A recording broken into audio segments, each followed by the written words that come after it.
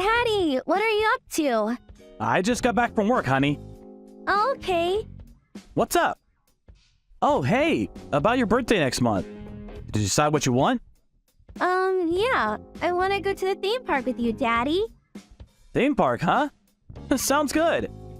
One day after your birthday. I got the day off, so how about that? The day after my birthday? Oh, I can't. Oh, you got plans? It's a Sunday, right? We're going on vacation. What? But what about school and stuff? Not sure, but Mom said so. She's working again? Huh? No, I don't think so. Oh. Did you notice anything different about her recently? Huh? I don't know. She got a new car, Car? but her friend was driving it, so maybe she gave it to him as a gift? A gift? Is that a bad thing? I mean, I don't know. Look, forget I said anything. How are you doing, Meg? You having fun at school?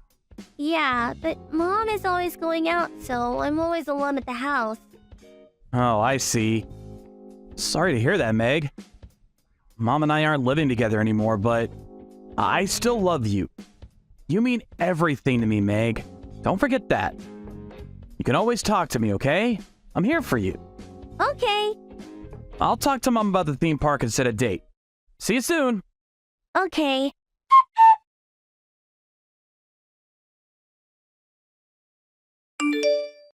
Meg! Give me a call as soon as you see this. But don't tell Mom that I told you to do so. Meg! You there? Meg! Daddy, what's going on? Meg! Where are you? I'm home. I'm having a birthday party with Mom. I'll be there in a few minutes. You gotta get out of there. Can you sneak out of the house? Don't let Mom see you. What? Why? We're about to eat cake, though. I'll buy you all the cake you want. Please, listen to me. What's going on? Is everything okay, Dad? Not really. Is Grandma there too? At the birthday party? Nope. It's just my uncle and aunt. And Mom. That's it. I see. I'm heading over there. Can you sneak out of the house? Don't let them see you. What about my birthday party, though? Please, this is really important. If you do this for me, you'll never have to listen to me again. You can do anything you want. I'll buy you anything you want. So please, Meg, do as I say. Please. Okay, Dad, if you say so. I just have to leave the house without them knowing, right?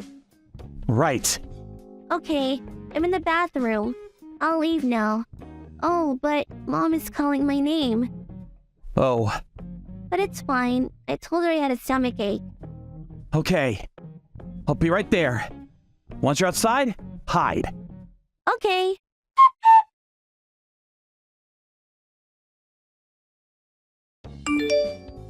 Rob, what the hell? You took Meg, didn't you? I know it was you. What if I did? I'm still her father. I didn't break the law. So what? She's living with me. I'm her legal guardian. Your job is to send us money every month. That's it. Give her back right now. You tried to sell her off. Screw you. You're never seeing her again. What? What on earth are you talking about? Don't play dumb with me. You told her you were going on vacation, but you were planning to sell her to your distant relatives. And the new car, the vacations. How did you afford all that, huh? I thought you were unemployed. I hired a PI to look into you. I couldn't believe it when he told me that you were trying to sell your own daughter. What the hell is wrong with you? You make me sick. What? A PI? You stalker! What's wrong with you? You're still not over me? You're such a creep. Shut up! Stop trying to change the subject. I asked you how you bought all those nice things, but you never answered me. I had no choice. And before the divorce, I knew you were cheating on me, but I had no proof. As a result, I couldn't do anything about it. So this time, I decided to get proof first. I learn from my mistakes. What? How much did it cost to hire a PI? Stop wasting money on that. Send us the money instead. I pay child support every month. Isn't that enough? You don't even have to work. You should be grateful. Whatever. Get off my back. And I'm not selling her off. But my relatives, they really wanted a daughter, so I made them an offer. They're loaded. They can get Meg anything she wants. I thought it would be for the best. I just want what's best for her. But they're paying you $200,000 for, right? Sounds like human trafficking to me. What do you have to say about that, huh? And she's my daughter, too.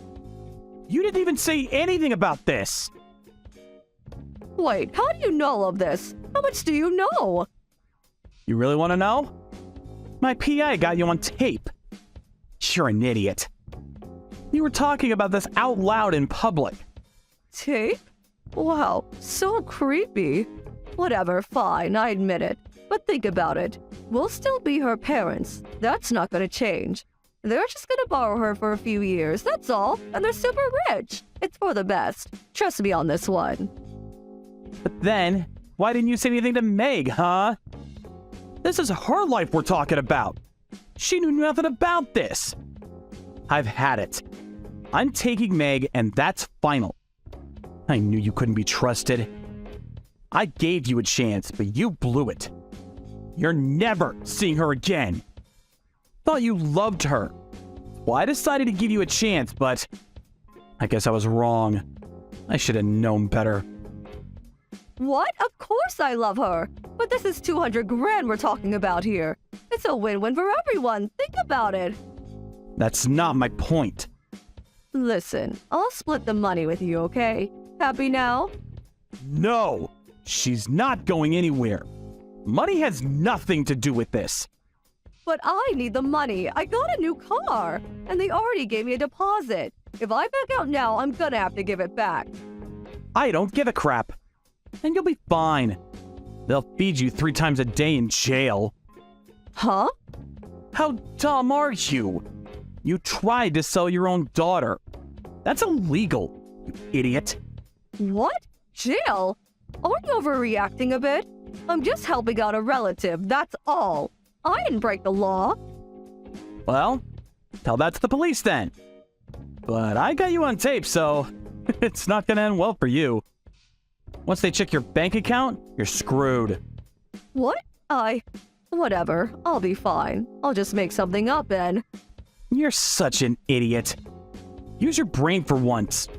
Screw you! And these text messages. This is gonna come in pretty handy. Looks like the evidence is stacking up. You can try to delete it, but you can't delete the data on my phone, so you're out of luck. You're an asshole. I'm glad I left you. Right back at you. Meg is staying with me, and that's final. Don't ever come near us again. We're done. Fine, listen. You can have her, okay? But please don't tell the cops. What? Look, I'm getting married soon. I only took Meg for the child support money. You can have her, okay? Just don't go to the cops. Please. Please, he's the man of my dreams. I want to start over fresh. Oh, is that so? But, I don't think he feels the same way about you. What does that mean? You're talking about the guy you were seeing when we were still married, right? No. Oh, okay. Never mind then. Wait, hold on. What do you know about this? Tell me. Oh, well, the guy you're dating? He doesn't love you. He's just using you for the money. My PI looked into it for me. And that car you gave him? My PI saw him driving it with another girl. He's actually engaged to her. They even live together. So yeah, I don't think he's gonna marry you. You probably should have given him the car, but, oh well, too late, I guess. That can't be. No, you're lying. Sucks for you. Whatever, not my problem. You did this to yourself, so figure it out. No, this isn't happening. Wait, you're lying, aren't you? You're just trying to mess with my head. You should probably talk to him yourself if you don't believe me. And, if I were you, I'd be worried about myself. You're going to prison, so whatever. Have fun in jail.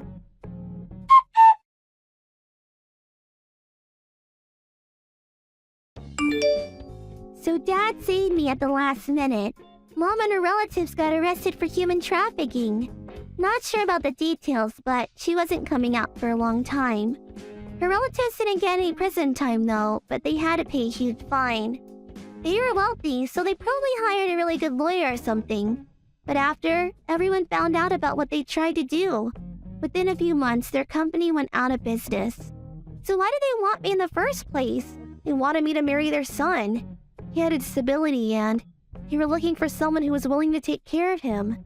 When they showed up at my birthday party, I thought they were just some relatives, so I was pretty shocked when I found out about all of this. Thank goodness Dad saved me. Who knows what could have happened? When Dad texted me, I was pretty scared, but I'm glad I listened to him. After Mom got out of prison, she had nowhere to go, so she went back to her parents' house. But they knew about what she did, so she didn't get past the front door. After that, she went to her boyfriend's house and tried to hurt him. But the police arrived before she could do any serious damage. Looks like it's back to prison for her. I had no idea she was like this, though. Anyways, Dad and I moved out of town right after she went to prison. I had to switch schools, which was kind of tough, but I made a lot of new friends, so I guess it all worked out. I'm just glad she's out of my life. And I have the best dad in the world, so I think I'm gonna be fine. Time to move on with my life. Ollie, it's time for dinner. When are you coming home? Leave me alone. Just eat without me. But we're supposed to eat dinner together. That's the family rule. And you're always coming home late these days. I'm worried about you. Worried? Give me a break. You're worried about yourself. You just don't trust me because I'm your stepdaughter, that's all. What? No, don't say that. Your family, Ollie. We've been over this before. Give it a rest. If I was your real daughter, you'd yell at me more. You know I'm right. No, I'm worried about you, dear. And I don't yell at anyone. Look, if you have something you want to tell me, just come out and say it. I want to hear you out. Why are you staying out so late these days? Mind your own business, okay? I don't have to tell you anything. But it's dark out. It's not safe. Why can't you tell me? What are you up to? You're so annoying. I just don't want to go home, okay? You happy now? You're a stranger to me. Once my real parents show up, you'll forget all about me. You don't know me, okay? You'll never know me. So stop telling me what to do. Ollie, I might not be a real mother, but I'm still worried about you. I want to be there for you. If you ever need anything. Just stop it, okay? I'm gonna eat outside. I'm gonna spend the night with a friend. Stop texting me. Hey, Ollie! When the people from Child Services come, I'll behave myself, okay? Happy? Now leave me alone.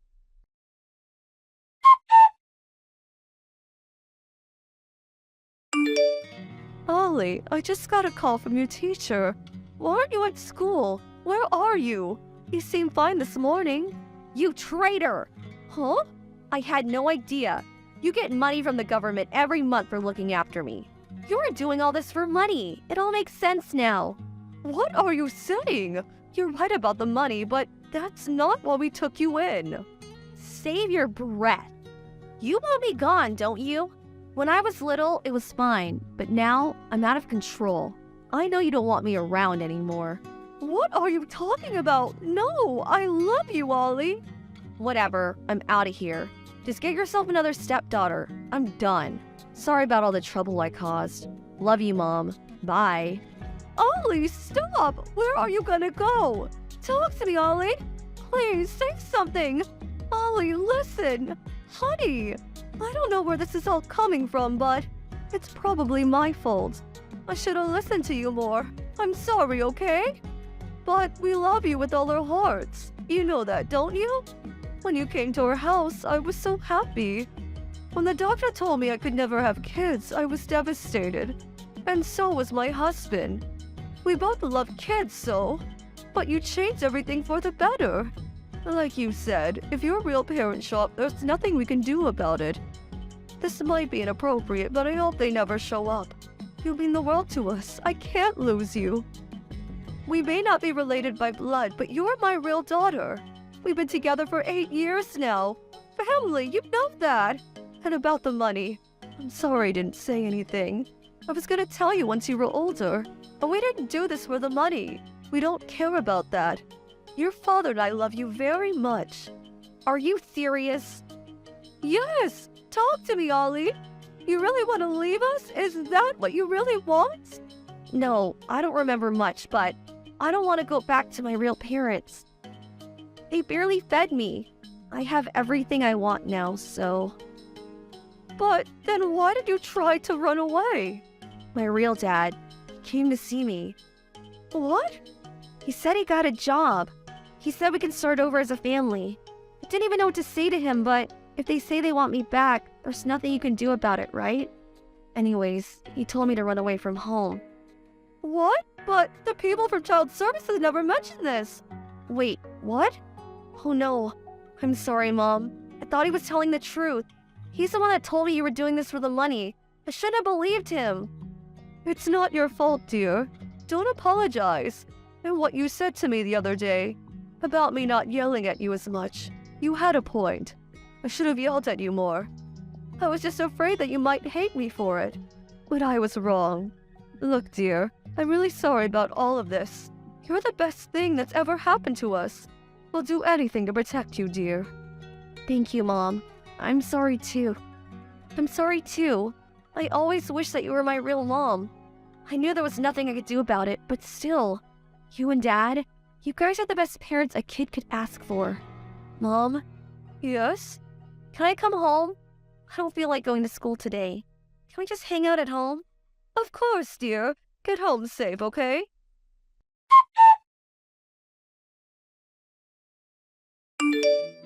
Maddie, what the hell is going on? I want my daughter back. Who is this? Stop playing dumb with me. It's me, Allie's real father. She gave me your number. Oh, I see. Well, let me save you some time. You're not getting her back. I checked with Child Services. You didn't even call them. You can't just take her back like this. Oh, they'll call you soon enough. I got a job and everything, so it's just a matter of time. I just want my daughter back, okay? Why now, huh? You went missing for years. What changed? And you not having a job wasn't the reason they took her away from you. You guys neglected her. That's why Child Services took her away from you. It wasn't me, okay? It was my ex-wife. She's the one that left her. I was working all the time. Was barely home. I did nothing wrong. I'm the victim here.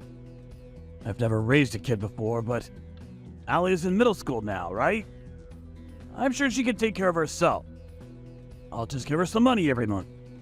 That's not the point. I don't trust you for a second. If you want her back, go through Child Services. Otherwise, leave us alone. You're not getting her back. Listen carefully. Legally, I'm still her father. You're just a stepmother. Don't push your luck. Then go through the proper channels. You can't contact me directly. Fine. The money you're getting from the government every month. I'll double it. Happy? What? You want more? You're so greedy. What are you talking about? Thing is, I'm thinking about starting a business. And I need Allie to help me out. She's pretty. She gets her looks from my ex-wife. Anyways, if I put her to work, I know I'm gonna make a lot of money. So what do you say, huh? You hand her over, you get double the money. And I'll take her off your hands. Are you insane? What kind of person does that? I'm reporting this to Child Services. What? What do you mean? You're saying no? This is free money we're talking about. I don't care how much money you give us. You're not taking her back. I'm not doing this for the money, okay? She's my real daughter. You understand that? She means the world to me. I'll do anything to protect her. Anything. What? But she's not even related to you. That doesn't matter. I still care about her. You're not making any sense. Whatever. You want to do this the hard way? Fine. I know people. bad people. I'm taking my daughter back. If you want to fight me, go ahead. You'll just end up getting hurt. You threatening me now? I'm going to the police. I'll do anything to protect her. You want to try me? Fine, bring it on. What is your problem, huh? Just hand her over. What's the big deal? Seriously. You just don't get it, do you? Ollie is a human being. You're not going to use her to make money, okay? That's not what families do. I guess nobody taught you that. In a way, I feel bad for you. What? Screw you! You know nothing about me! I'm just saying, I pity you. You're right. I know nothing about you or the life you've had. But one thing is for sure, you're not getting Ollie back. She has her own life now. She's got her whole future ahead of her. And nobody's gonna take that away from her. Nobody. You understand? Screw you! I'm her father! I can do whatever I want with her. That's how my parents raised me. Allie is mine, and that's final. I'm her father, damn it! If you really believe all that, then I feel sorry for you. Your parents didn't love you. Were you abused as a child? That's it, isn't it? What? Screw you! Who needs love anyways? It's all about the money. Money is important, but there's more to life than that. Much more. Ollie, she means everything to me. Her happiness is the most important thing to me. If I need money, I'll just get a job and work for it. I just want Ollie to be happy. That's all that matters to me. You're an idiot. People always stab you in the back. You can't trust anyone in this world, not even your family. Some parents sell off their children to pay off their debt. Maybe so, but most people aren't like that. Most parents would do anything for their kids. Trust me on this one. Ollie is in good hands, okay? We'll take good care of her. I'm sorry about your upbringing, but Ollie deserves better. You know she does.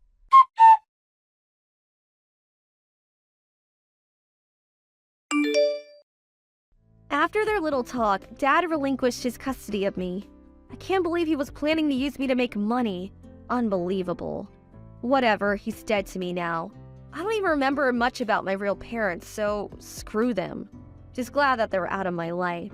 But I still can't believe that Mom talked him out of it. I guess her words really got to him.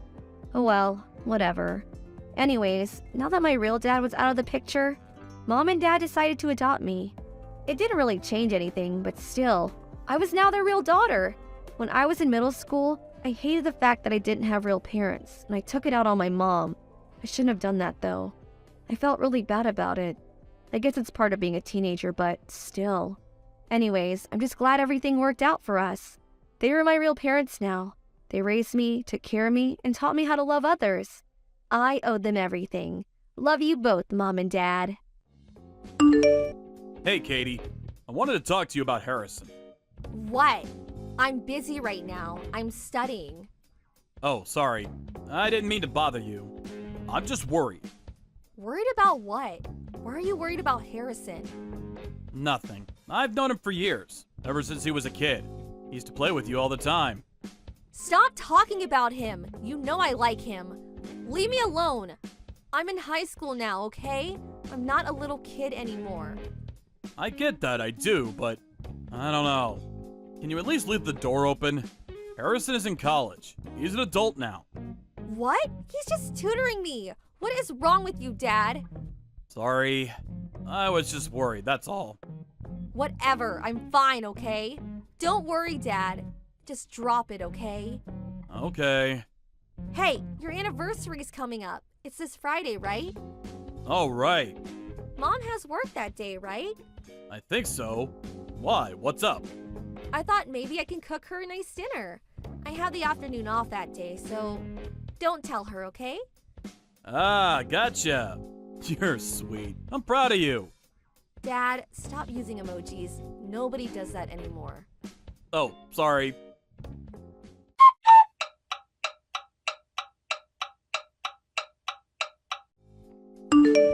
Dad, I need your help. What happened? You home already? Mom, she took Harrison. What? Took him? What do you mean? This isn't happening. What do I do? What are you talking about, Katie? I told you, she took Harrison. Why is this happening to me? Why are they together? Do you know anything about this, Dad? Katie, settle down. Take a breath. Sorry. I know you're working, Dad. Sorry. You home? I'm on the train right now. I'm at the park right now. Okay, tell me what happened. Okay, so, I was planning to cook dinner for her tonight, you know, for her anniversary and stuff. Yeah, I remember. Yeah. So I thought nobody would be home. But then, when I opened the door, I saw Harrison's shoes at the entrance. What? But nobody was home, right?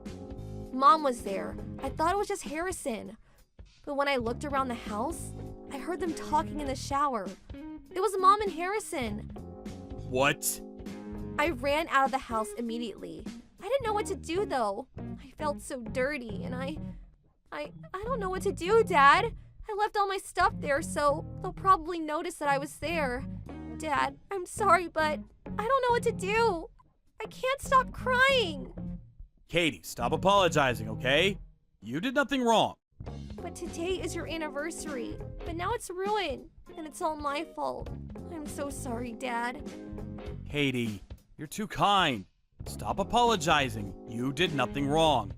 I'll be at the park in a few minutes. Just hang in there, okay? What? I thought you were working. I was planning to surprise your mother too. I wanted to help you cook dinner. It's our 20th anniversary, so... Oh, okay. Hey, Dad, you're not gonna leave me, are you? Of course, honey, I'd never leave you. Don't worry, sweetheart. I'll take care of everything. It's gonna be okay.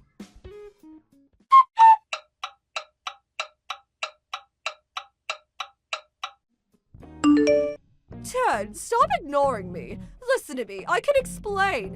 You can't just leave me like this. I'm not signing the divorce papers. Talk to me. You can't do this to me. Please, let me talk to you.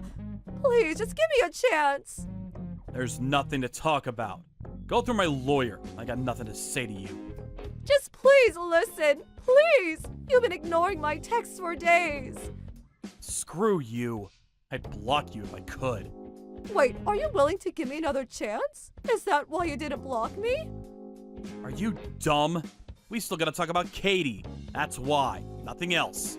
After that, I'm blocking you forever. What do you want? Look, this is just a big misunderstanding, okay? Harrison and I, there's nothing between us. Seriously? You're still gonna try to deny it?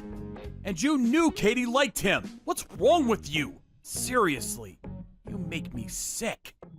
Look, listen. It was the heat of the moment, okay? I know I can't take it back, but it only happened once. Things got kinda heated, and it just happened. I was only asking him to help me clean this bathtub, that's all. You two mean the world to me, you know that? You gotta believe me. I love you both. I mean that. Oh, okay. Great. Are you done? I'm busy. Stop being a jerk. I'm serious. It was just that one time. We've been together for 20 years now. You gotta trust me. Trust you? Seriously? You cheated on me with Katie's crush. You really think I'm gonna trust you? But he was always at the house and... So what? That makes it okay? You're insane. No, I didn't say that. Listen, the best thing you can do now is to admit everything. I know you've been seeing him for months now. Sign the papers, give up custody of Katie, pay for damages, and move on. You want to fight it? Fine, but Katie already made up her mind, so you don't stand a chance. No, no way. I don't want to get a divorce. I can't live without you two. And it was just one time, I swear. Please give me another chance. Stop lying. It's pathetic. Harrison told me everything. You two have been doing this for months now. Huh? You were probably just messing around with him, but he took this seriously. He said he's gonna propose to you after the divorce. Good for you! What? You're lying, right? Ugh, that idiot! And his parents know about everything too. They came to see me the other day. And even if it was just a one-time thing, so what? That makes it okay? I don't think so. Look, if you want to fight this, fine. I'll see you in court. It might take time and cost me thousands, but I'm ready if you are. I'm leaving you, and that's final. But I love you! You're the only one I love! Save your breath. You like them young, right? Well, now you get to marry one. Harrison said he's dropping out of college for you. He's getting a job. Good luck. No! I don't want any of that. I just needed to vent, okay? That's all. Men do this all the time. Why can't I do the same? You're pathetic. Stop trying to talk your way out of this. Learn to take responsibility. You cheated on me with your own daughter's crush. That's a fact. There's nothing you can do to change that. Screw you! I'm done talking to you. Let me talk to Katie. She'll understand me. Where is she anyways? She's not responding to my text. Seriously? After what you did to her? Oh, but she told me to give you a message. Really? What did she say? You're not my mother anymore. I never want to see you again. You really hurt her. If you care about her, don't even contact us again. Why? Why? We were all so happy together. Yeah, but then you ruined everything. That day, she came home early to cook you a nice anniversary dinner, but you had to ruin everything. Katie, she's such a sweet girl. I'm so proud of her. What she saw that day traumatized her, and it's all your fault. I'm sorry. You're right. You're absolutely right. I'll never do this again. I promise. I'll do anything, please. Anything? Fine, then sign the papers. I'm done with you, okay? If it was some random guy, I might think about it. But you hurt Katie, and for that, I can never forgive you. You understand? And hey, it's not all bad. You and Harrison, you two make a great couple. Have a nice life. What? But I'm almost 40. I can't marry some kid in college. Sure you can. You're both dumb as a rock. You two are perfect for each other. Goodbye.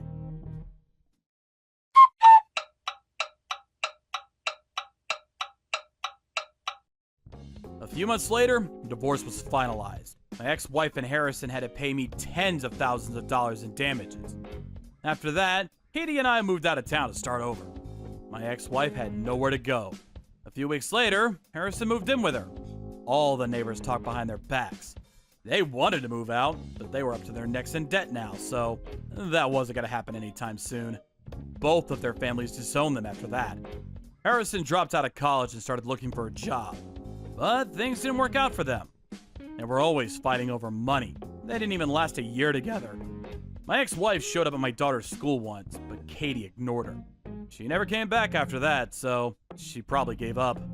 Then, 2 years later, my daughter came home with her boyfriend. She was growing up so fast.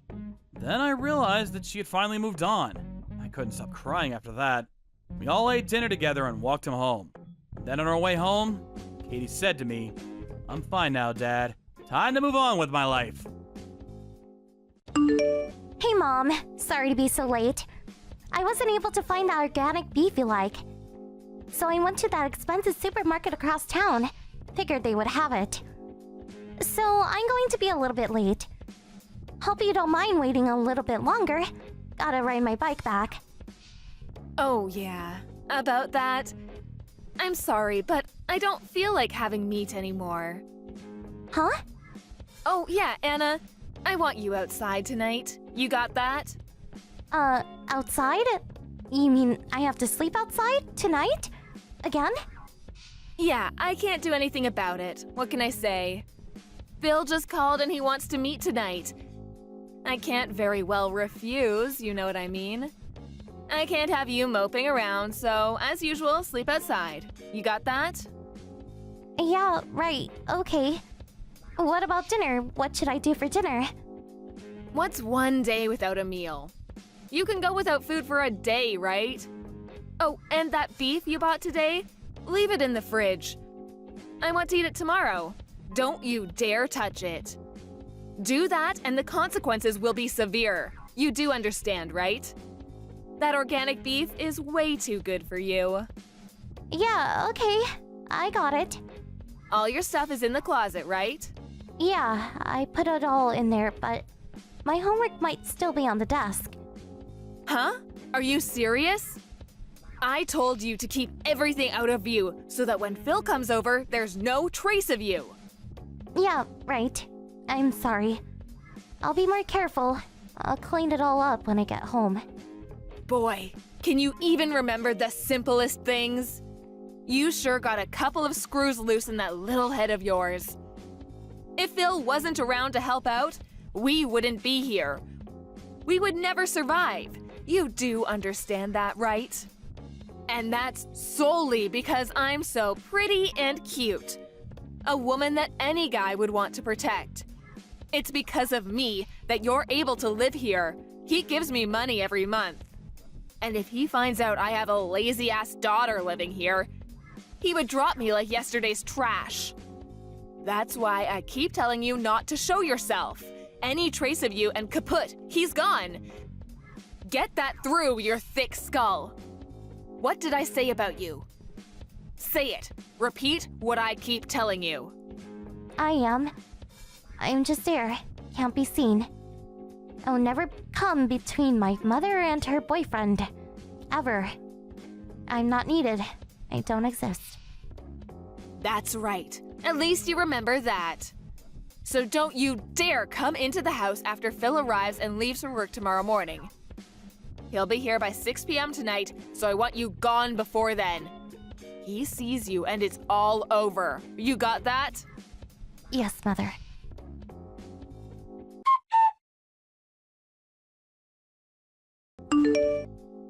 Hey, Grandma. Can I go over to your place now? Anna, is that you? It's been a while. What's the matter? It's late. I know. I'm sorry. I just didn't know who to turn to anymore. I really should have contacted you. It's late. I'm sorry. What's this about? You should be in bed by now. Is this about your mom again? Don't worry about it. I said you can contact me anytime. Where are you right now? I'm sitting here in the parking lot next to the apartment since like 5 p.m. The parking lot? Are you serious? This late at night? You must be freezing. Where's your mom? Is she busy? She not home yet? Mom is... She's in the apartment with her boyfriend, Phil. Huh? In the apartment? And you're sitting out in the cold? All alone? Grandma, could you please help me? I mean, just this once. Every time this guy comes to her place, I get kicked out. She doesn't want him to see me.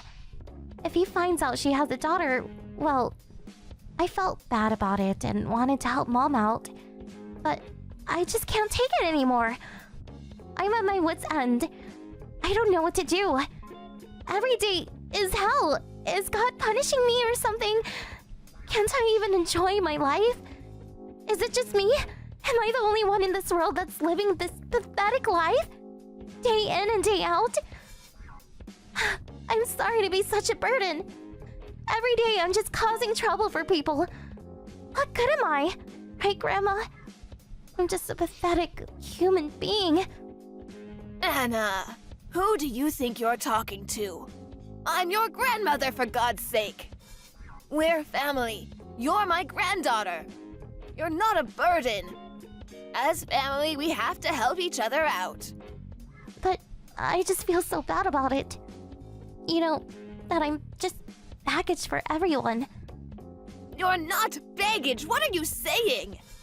A family must help each other out. That's what I'm here for. Actually, I should be thanking you. I'm overjoyed that you would rely on little old me for help. I'm so happy you feel that way, Grandma. I really appreciate it. Yes, well, let's talk more later. First things first, I'll go and pick you up right now, so hang tight. Huh? Pick me up? No, that's okay. I'll go there myself. I have my bicycle. I mean, I called you and all. Actually, Grandpa and I are already on our way. So sit tight for a bit longer, Anna. Huh? Already? You guys are ready on your way? Don't wait out there in the cold. Get in the apartment building and keep warm. You'll catch cold, for God's sake. Thanks so much, Grandma. Forget it, and don't you worry about a thing. About your mom, you just leave it up to me. I'll take care of her.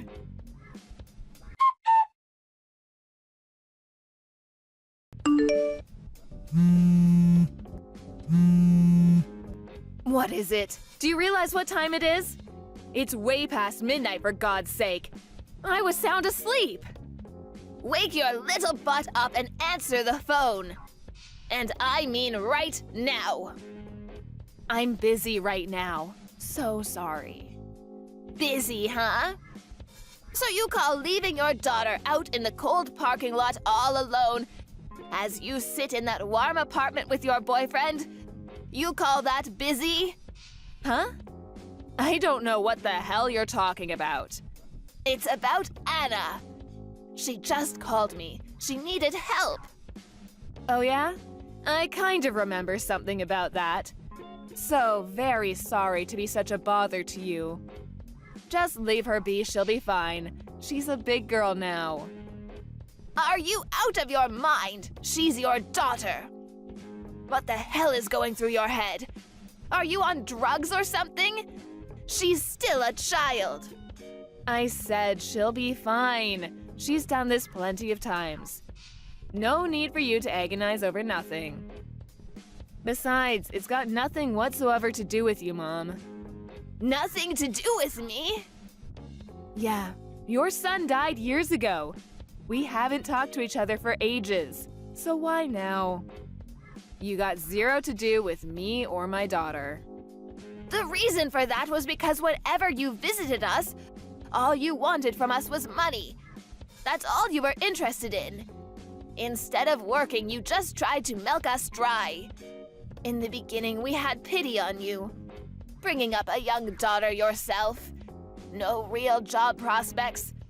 We truly wanted to help you out, so we provided for you financially, but when we later found out that you spent all the money on clothes, jewelry, going out drinking with the girls, so we decided to stop helping you.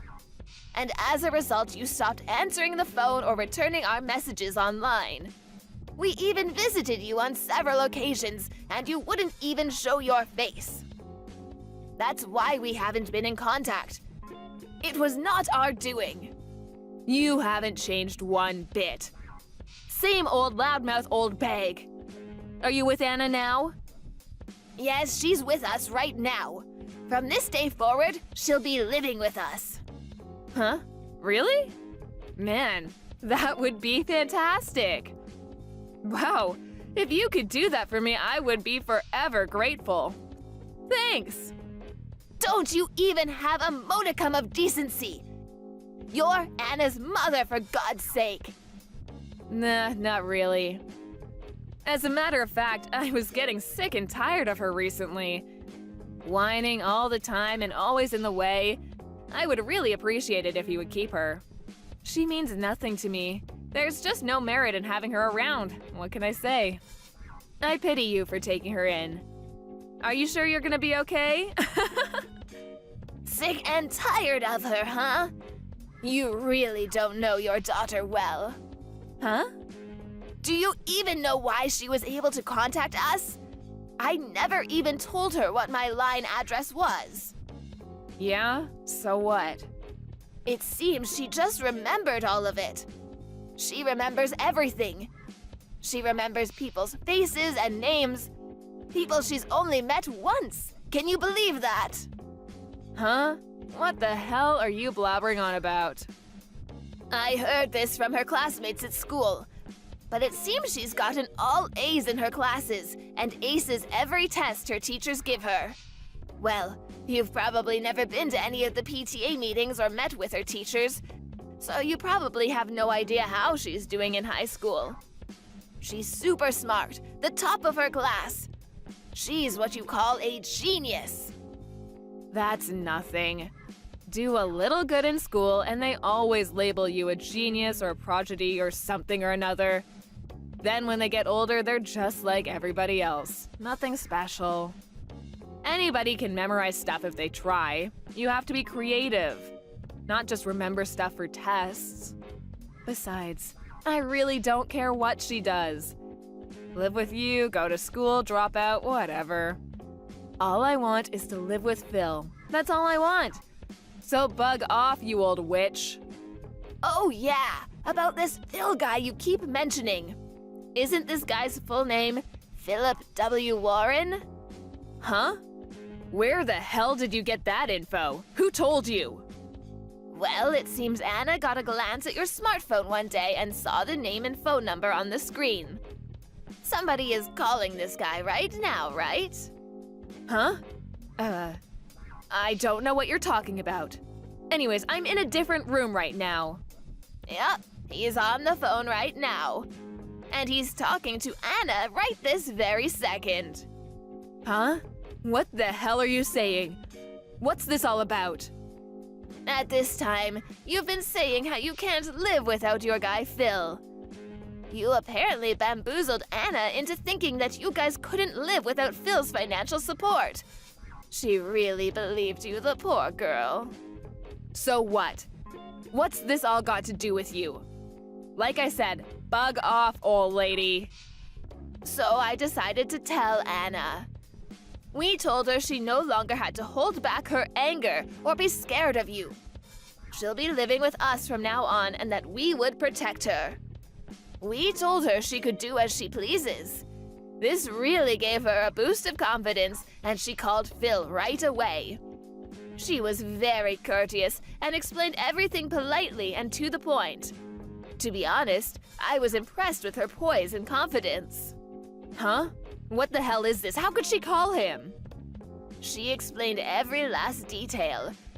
How she remembers all that, I have no idea. Like I said, she's super smart. Like I keep asking, what the hell is this? I have no idea what you're talking about. Well, if you can't figure it out, I urge you to ask Phil directly. He's in the other room, right?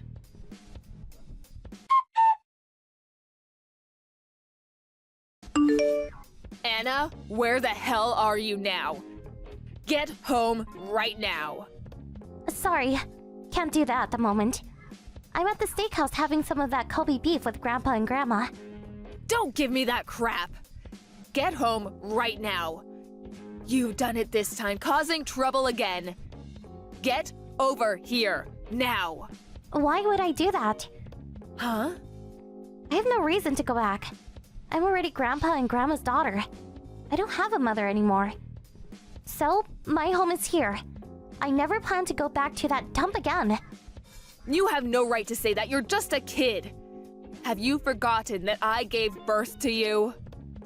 I never asked you to give birth to me. If I had a choice, I would have refused. I've thought of this over and over ever since I was a kid. I really wish I had that choice. But I'm here. I have this life. So I decided to live this life as I see fit. Not rely on the likes of you. Even if you're my so-called mother. How could you say that to your mother? Have a little respect. Respect? Give me a break, Mom. You never loved me or cared about me ever since I was born. You didn't even want to have me. All you did was sponge off Dad and played around. The only person who took care of me and loved me when I was growing up was Dad. But Dad is no longer with us. I will never see him again. Not in this world, at least. Living with you was hell for me. No, worse than hell. I couldn't go on living like this. So I decided never to return. So goodbye, Mother. Have a good life. What the hell are you talking about? You can't just up and leave. All your stuff is here. What, are you just going to dump it all? If you don't come back and get it, I will burn it all in the dumpster out back. You have that precious little sweater that your dad gave you. You really want that to become a smoldering mess? I can do that for you, no problem. No problem. Your guy? Phil, was it? He said he'll bring that all over to Grandma's place later on. Huh? What the hell are you jabbering about? He said that he didn't realize you had a daughter, and that he was real sorry. He couldn't stop apologizing. I told him he didn't need to apologize. It was you who kept it from him. He wasn't to blame. I asked him to bring all my stuff over to Grandma's place. I texted him the address already. He said he would be more than happy to oblige. I even told him in which closet all the stuff was in. Phil kicked you out of his home, right? You can return to the apartment. The coast is clear. I just got a text from him saying he's on his way over here with my stuff. I can't believe this. This can't be happening. All your stuff and all the stuff he gave me, it's all gone. He took it all back. The bags, the jewelry he gave me. No, not my precious Rolex. I haven't even received the rent money for this month. What the hell are you going to do about it? How are you going to fix this, you little shit? We're not going to be able to live here anymore. How are we going to survive? You keep saying we. I have nothing to do with you or how you plan to survive. Huh? You've always relied on others to survive. You leached off Dad and you relied on Grandma and Grandpa and now this guy, Phil. Well, not anymore. I always wondered why you didn't work yourself. But now, I'm really happy for you, Mom. Now you get to support yourself and live how you please. Listen, Anna. I am telling you to... No, I'm begging you to call Phil. Tell him it was all a misunderstanding, that he should get back together with me ASAP. You do that, and I'll forgive you. You can come live with me again. I'll even treat you to some delicious steak. You do that, and you and I won't ever have to work again. We can live happily ever after. What do you say? Actually, I want to work. I want a good and successful job. I never want to be like you, a freeloader. Always relying on others for support. Who taught you to speak to your mother like that? I bet it was that old hag. I will never forgive you for this. I cannot have you living the good life. No way that's happening. You know what I'll do? I'll crash Grandpa's office and disrupt his business. I'll embarrass him in front of his coworkers. This is your fault. Remember that. I'll make them regret ever helping you. They will despise you after I get through with them. Mom, you'll never get the chance. I mean, do you even remember the name of the company Grandpa works? Or where it is? Or even what kind of company it is? You know zilch about Grandpa's company. How are you going to crush it? Oh, my sizzling hot steak has arrived. Better dig in. Gotta block any further contact with you. See ya, Mom. Good luck. Hold on a second. Anna? Anna! Please, you can't just cast your mother aside. Your own flesh and blood? Please! Don't worry, Mom. You're pretty and cute. Men want to protect you. You'll find another guy in no time. After all, you're only in your mid-40s. You're still young.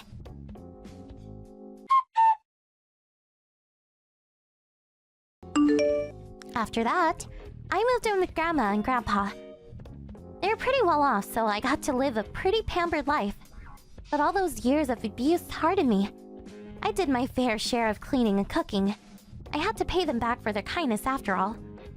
I never realized that a warm bed and hot meals every night would bring such joy. If my mom wasn't like that, maybe after Dad died, we could have continued living here in this huge house. I feel real sad when I think about that, but I guess there's nothing I can do about it now. I heard my mom lost the apartment and used up all her meager savings and is currently working part-time job to make ends meet. I saw her downtown a while back. Looked like she was waiting to get picked up. Apparently, she still thinks she's some irresistible beauty. As for me, I don't hate my mother. I have no real feelings for her. Never thought of her as my mother, to be honest. There's no love between us. So, I don't care what she's doing or what happens to her. As for my grandparents, I love them both dearly. They saved me from misery. Once I graduate from high school, I plan to work and repay them for their kindness.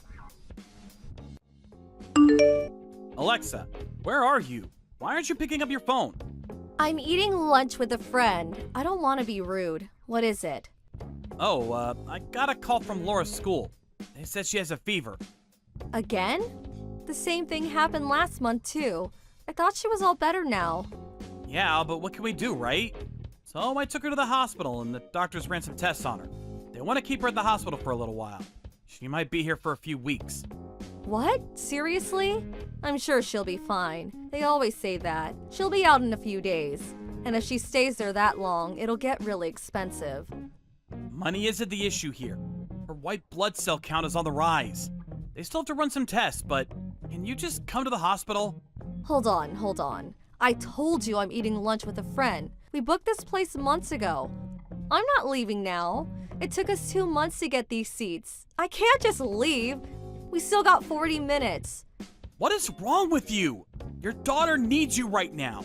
Stop by the house and grab some of her stuff. And once the results come back, the doctor won't want to talk with both of us. Come on, I need your help. I'll see you at the hospital, okay? Fine, whatever. I'll be there.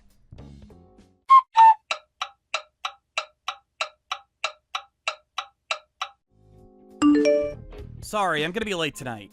I gotta take my client to dinner. Can you go see Laura without me? Again?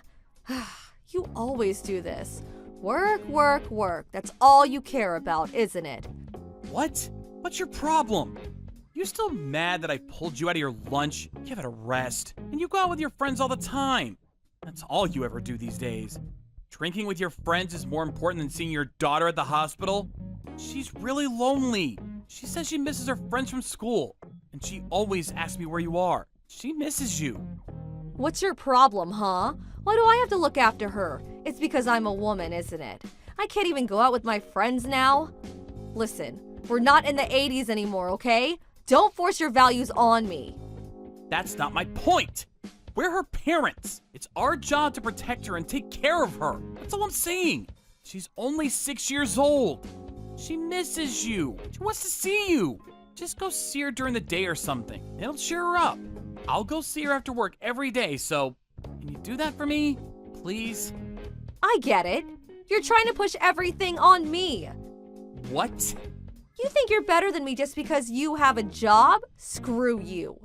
What do you do anyways? How do I know you're not just making it up? Maybe it's all a lie. Who knows what you're up to when you're not home? What are you talking about? And we talked about this before.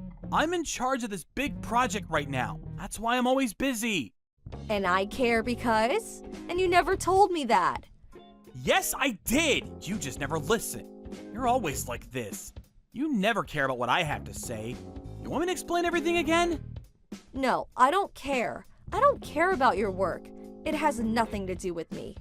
Whatever. So you're coming home late then? Yeah, but if the hospital calls, tell me. Her fever is down, so I'm sure it'll be fine, but just in case. I'll keep my phone with me at all times, so... Fine. See you in a bit, I guess. Alright, thanks.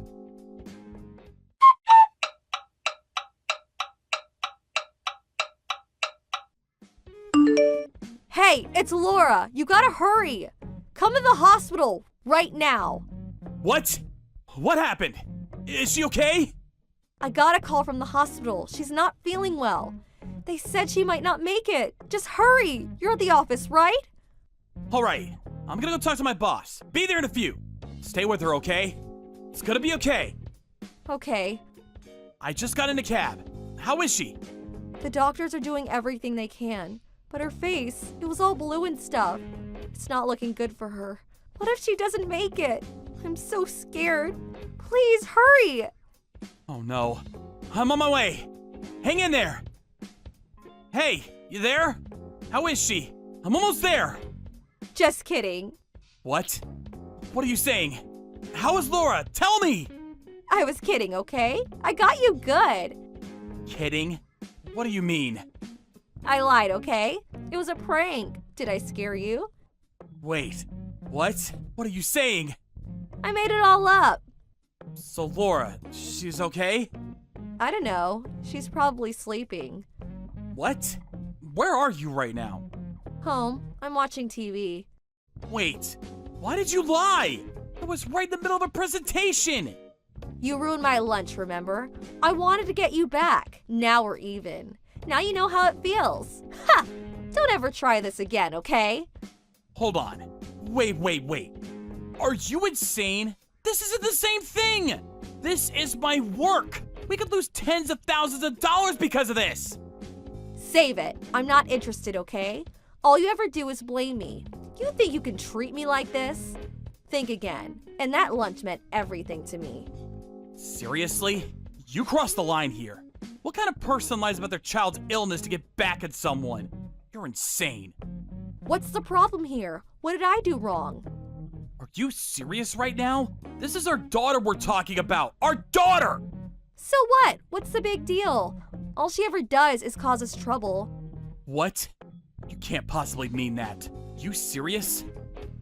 Yeah. She's costing us thousands of dollars. And thanks to her, I barely have time for myself now. When I found out about her illness, I should have abandoned her.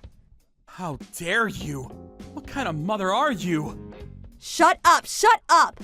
I might be her mother, but I have my own life too, okay? If she was useful, then I might take care of her, but she's useless. How do you expect me to love her? I see. So that's why you never went to see her. Yeah, exactly. And I wanted to get you back for what you did to me the other day. And it worked! That was hilarious. Maybe I should share this with my friends online.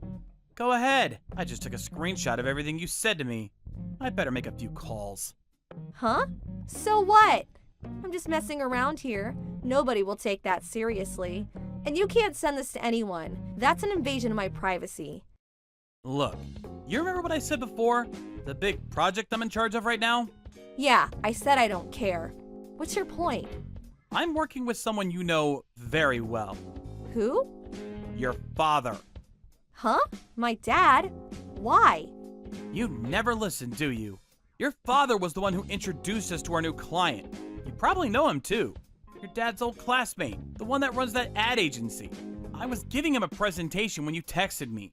I told everyone there that my daughter was dying. You realize what that means? Wait, what? My colleagues, my boss, the CEO, and my client. And right before I left the office, my client said he'll call my father-in-law for me and tell him about this.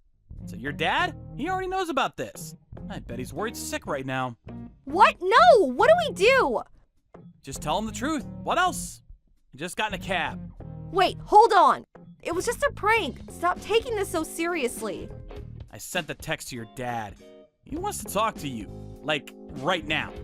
No, listen. Tell him it was just a joke, okay? Please talk to him for me.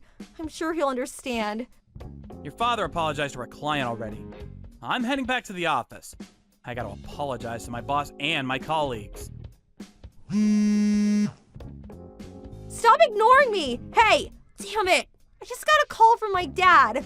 What do I do? He won't stop calling me. What did you expect? You caused a lot of trouble.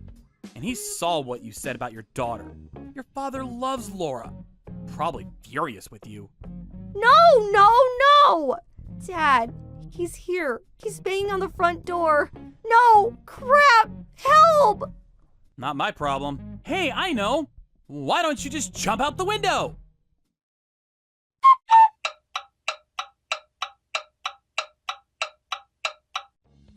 She got in a lot of trouble after that.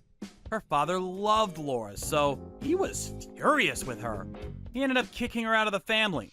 I decided to get a divorce right afterwards. I needed help raising my daughter, so I moved in with my ex-wife's parents after that. They were really good to us. And Laura was feeling much better now. Thank goodness. And her illness was getting better too. Last week she was let go from the hospital. She was back in school again. As for my ex-wife, she was on her own now. She got a job, but quit within a matter of a few weeks. Today I hear she works at some brothel. It sucks for her, but oh well. Wanting to get revenge on someone? Well, we've all been there, but this time, she crossed the line. Oh well, just glad she's out of my life. Thank you for watching. Don't forget to hit the like button and subscribe to the channel. Yvette, is Rick away on his business trip now? Hi, Ingrid. Yeah, he just left an hour ago. I see. This really is an unfortunate situation for you both. To think, my son would get sent 5 states away when you're this heavily pregnant. What was his boss thinking? Would it have killed him to have a little more consideration for your situation? This kind of thing shouldn't be allowed. No kidding. It got decided right at the last minute, and apparently, by the way they pitched it to him, It sounded like he didn't have a choice. On the bright side, he should be back before the baby's born. I'm relieved by that at least. Every cloud. If we'd have known he was going away on business at an earlier stage in the game, we could have done a home birth. Yeah, sorry. And I can only apologize for troubling you with having to help out with looking after me while Rick's away. Sure, you might have already lived with us, but I know you like your peace and quiet. Not only am I heavily pregnant, but your share of the housework probably just went up too. I'm really sorry. Don't pay it any mind, darling. It's fine. I feel a debt of gratitude to you for letting me stay here. A little housework here and there is the least I can do to say thanks. I'll carry on doing what I can do. I won't leave it all to you. Maybe that will sound weird, but please don't be too considerate towards me. Really? You mean that? Well, in that case, I'll stop holding back. Let me say something that's been on my mind for a little while now. I thought my son might get angry if I said this while he was around, so I've been holding my tongue. But I can't help but feel you should be making more of an effort to move around and be more active. Oh, you think so? Sorry. Yes. It's not like I'm condemning you or anything. I understand your situation. But to give birth to a baby, you need to be fit and healthy, right? How can you be fit and healthy lazing around on the sofa all day? I think you should start moving around more, and soon. Health and fitness has gone mainstream over the last few years, and pregnant women these days are getting a lot slimmer. You, on the other hand, Yvette, have ballooned to sizes previously unimaginable. I guess I'm kinda on the large side. I'll be more mindful of it from now on. I tell you what, I'm going to put you through your paces while Rick's not around. He'll barely recognize you when I'm done with you. I didn't maintain this incredible figure of mine into my 60s by mistake. And I think my expert guidance and endless wisdom could be just what you need to turn things around. Please go easy on me. You know, now that you mention it, I've been feeling a lot less mobile lately, and I seem to get exhausted after barely doing anything. I'm not even sure I could touch my toes anymore. Say no more. The key point here is that you need to burn any excess body weight, which means anything that isn't the baby. I know the perfect starting exercise. This should ease you into our new training regimen nicely. You're going to begin by cleaning the hallway floor. Okay, do you want me to do it with a regular cloth? You get the idea. I like it. That's how we used to do it in the good old days. You see, we didn't have any of these high-tech cleaning appliances that people are reliant on now. There's no finer way of burning calories than doing housework. It's fantastic exercise. If done properly, you'll work up quite the sweat. Yeah, I think you're right. Okay, got it. First up, hallway floor scrubbing. Be careful not to overdo it though, darling, okay? Going too quickly and tripping over would defeat the object of getting fitter and healthier, so watch your step. My son would be furious with me as well. You're right, okay. Moderately paced floor scrubbing it is. All systems are go.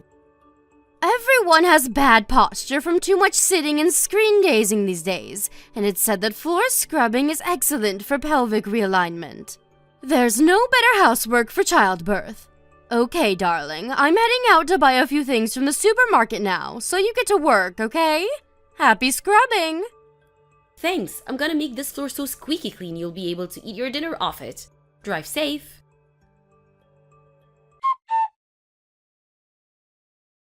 Hey Ingrid, you won't be home until late this evening today, right? I was thinking of heading out to the store to buy a few things. Was there anything you wanted? Oh, you were? Would you mind going to Peep's Bargains over in the next town instead? The next town? Sorry, I wasn't planning on taking the car. I thought a nice brisk walk would be a great addition to the exercise regime I've been doing. I was gonna go to the local supermarket. The local supermarket? What a load of nonsense! Just walk! The extra steps you'll get in walking to the next town will blow your neighborhood stroll right out of the water.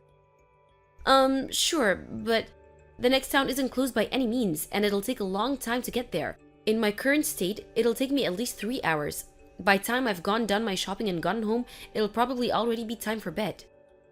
Exercise, exercise, exercise. Think of the exercise, Yvette. You might not be ready for any 500-meter sprints anytime soon, but there's no harm in a nice brisk walk for even a pregnant lady.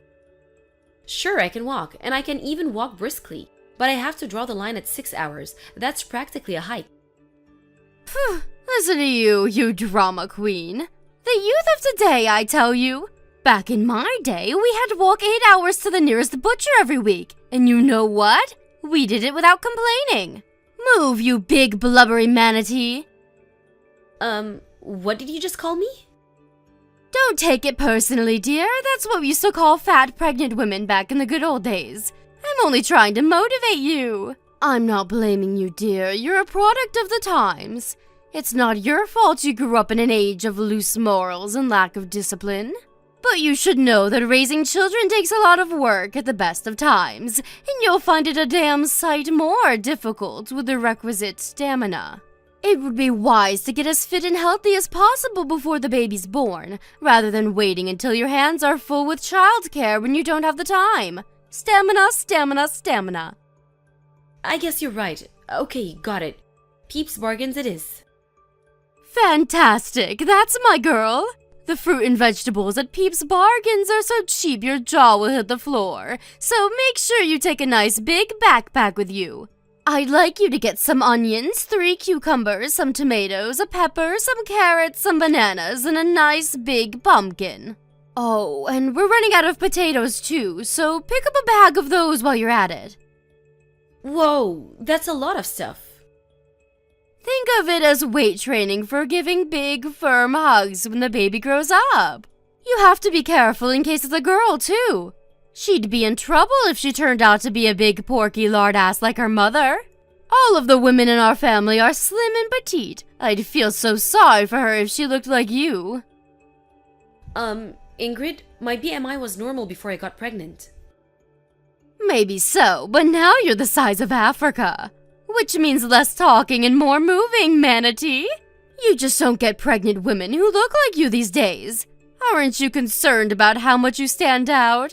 You should know better than anyone after seeing all the other moms-to-be at the gynecologist. I'm 1 month out. What were you expecting? A catwalk model? Of course I'm gonna be huge. I do have a near fully grown baby in my belly, you know. I really don't think it can be helped. Excuses, excuses, excuses. Less complaining and more moving. Go, go, go. I can't believe my own son is married to such a corpulent lard machine. I'm sure you're an embarrassment to him. He's just too nice to say anything. I'll tell you this for free. You'll live to regret it if you take him for granted. Don't think that just because you're carrying his child justifies being a porker. You're a woman before you're a wife and a mother, and you'd do well to remember that. Right, understood. Please don't get the wrong idea here, Yvette. I'm not saying any of these things to be mean or upset you. To the contrary, I'm telling you this because I care. But when it comes to exercise, it's important to have a goal, rather than just mindlessly walking around without any objective in mind. It's helpful to have a reason. In this case, shopping. Yeah, that makes sense. Let me reiterate, sweetie, I'm only doing this because I care. It might seem like I'm being strict on you now, but a day will come when you look back on this time and think, I have the best mother-in-law in the whole world. I want you to give birth to the healthiest baby boy there ever was. Anyway, enough idle chit-chat. You've got quite the walk ahead of you, so the sooner you get moving the better. Make sure you get back home in time to make us a nice, healthy, balanced supper with those fresh vegetables. Got it, okay. I'm going. Wish me luck. That reminds me. No eating or drinking on the way. You're so porky, fasting for a while would do you a lot of good. Who needs food when you're carrying around all that blubber? Make sure you get receipts for everything. I want proof you went. No slacking.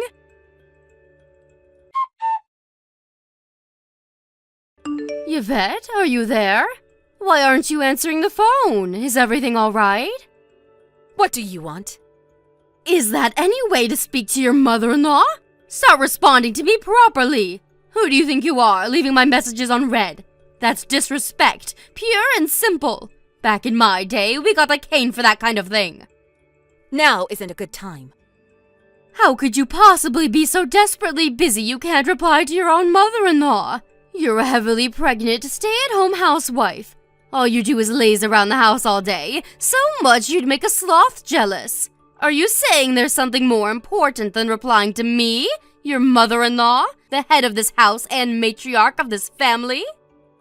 Wow, listen to the way you speak to her. So this is how you've been treating her this whole time? Huh? Her? What the heck are you talking about? Start making sense, girl. Hey, Miss Porky, it's already supper time, you know.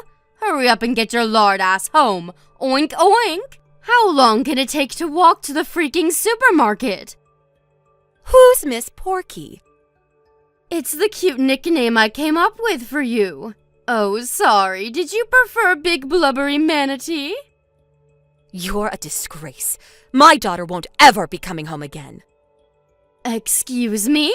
Your daughter? What are you talking about? Did you hit your head? Do you mean the baby?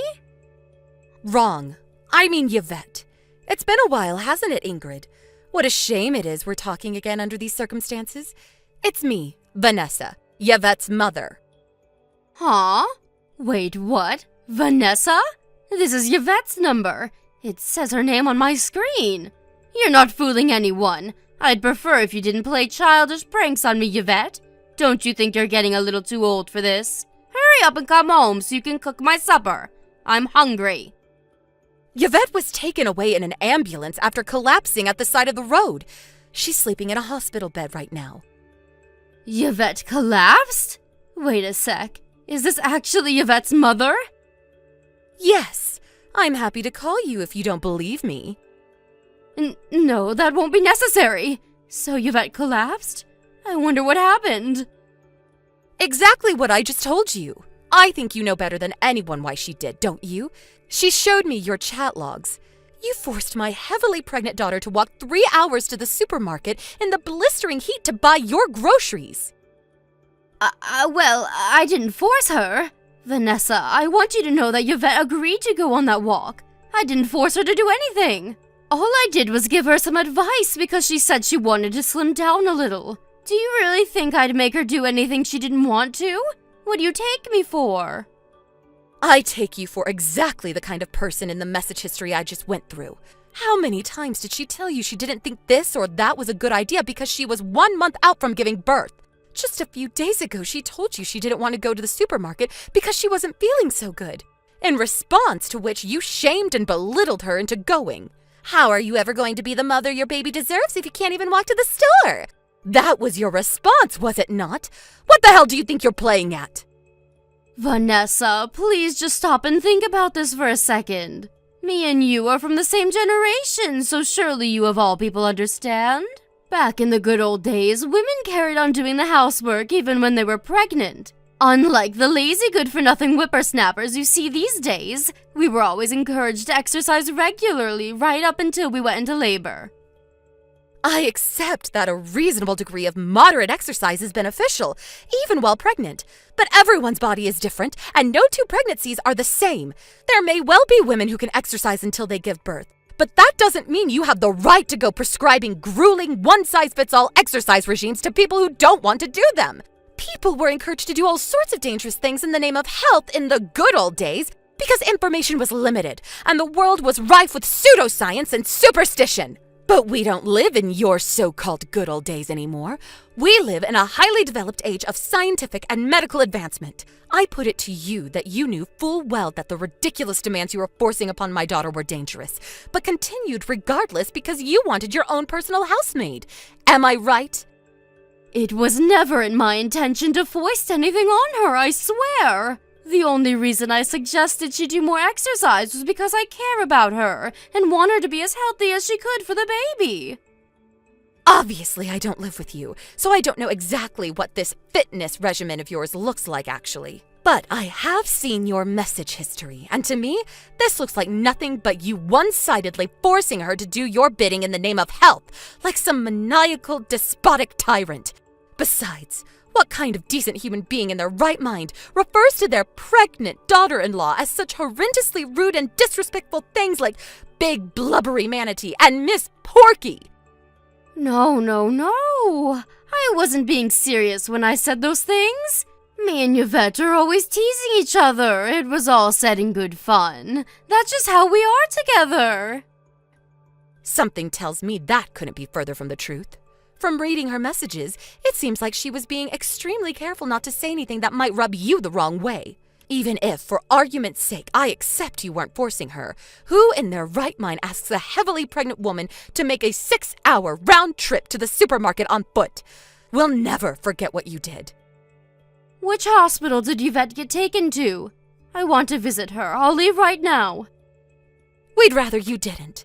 In fact, we'll go to any lengths to prevent you from exposing her and her baby to any more danger than you already have, which means keeping you as far away from her as possible. I'll be looking after my daughter from now on. You will never see Yvette again, and you can forget meeting your grandchild. The sooner you accept that, the better.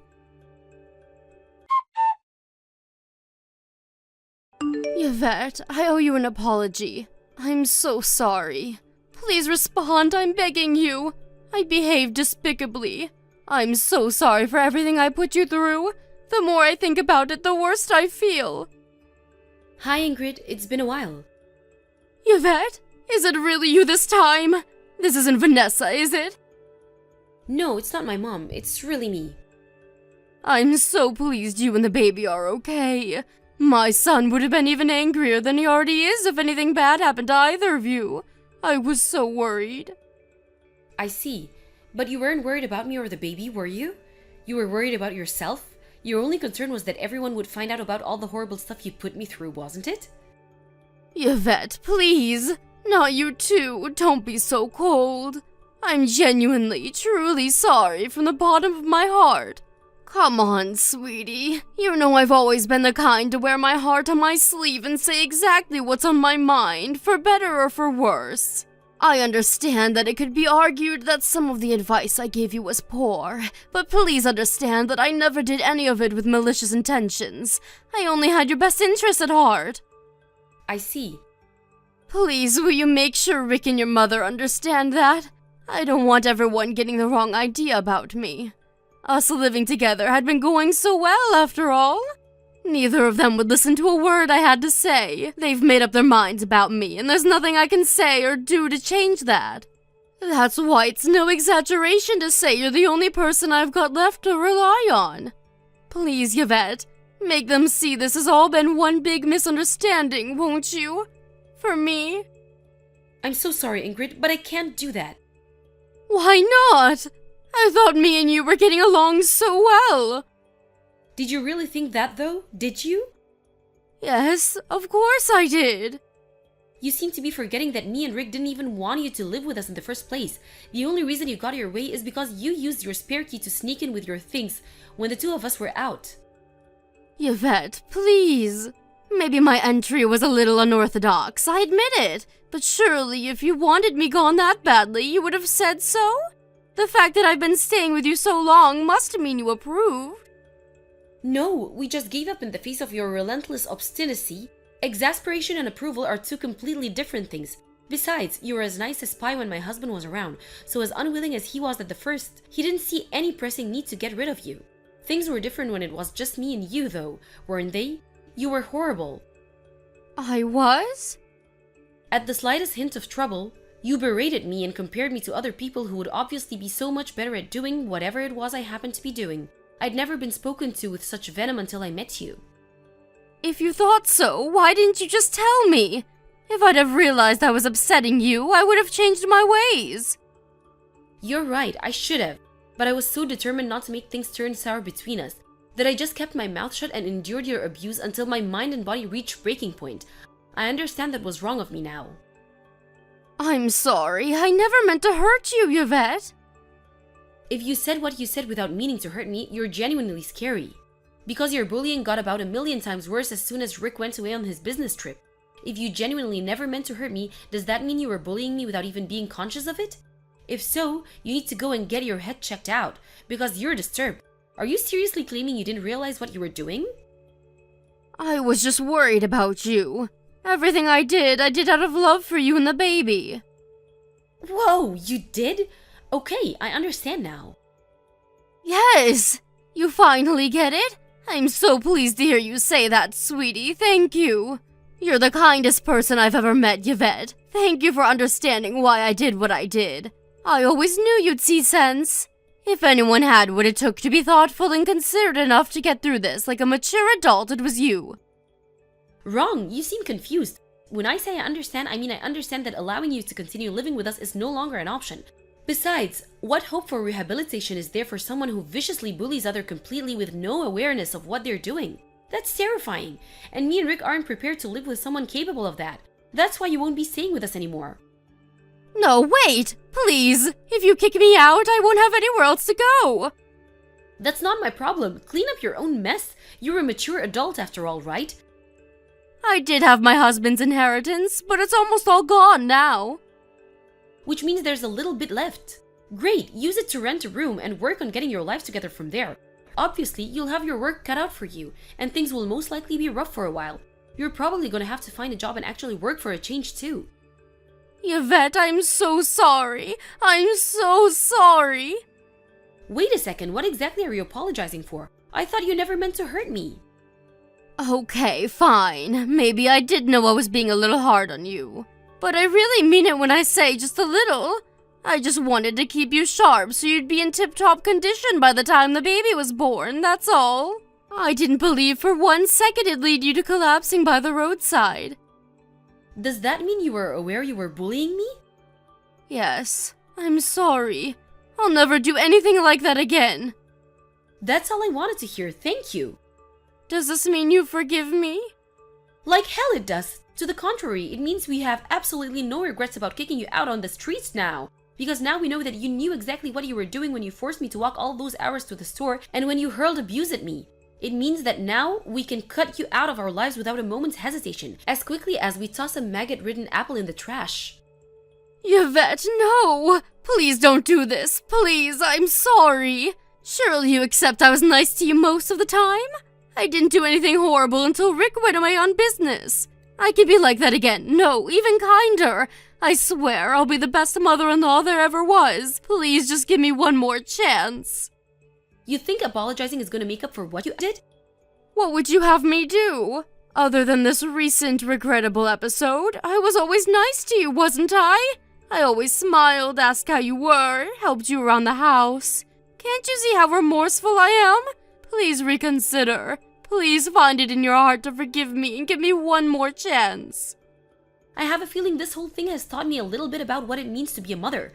I now know that I have to be more assertive to protect my baby and not do whatever other people tell me to just maintain the shallow facade of a healthy relationship.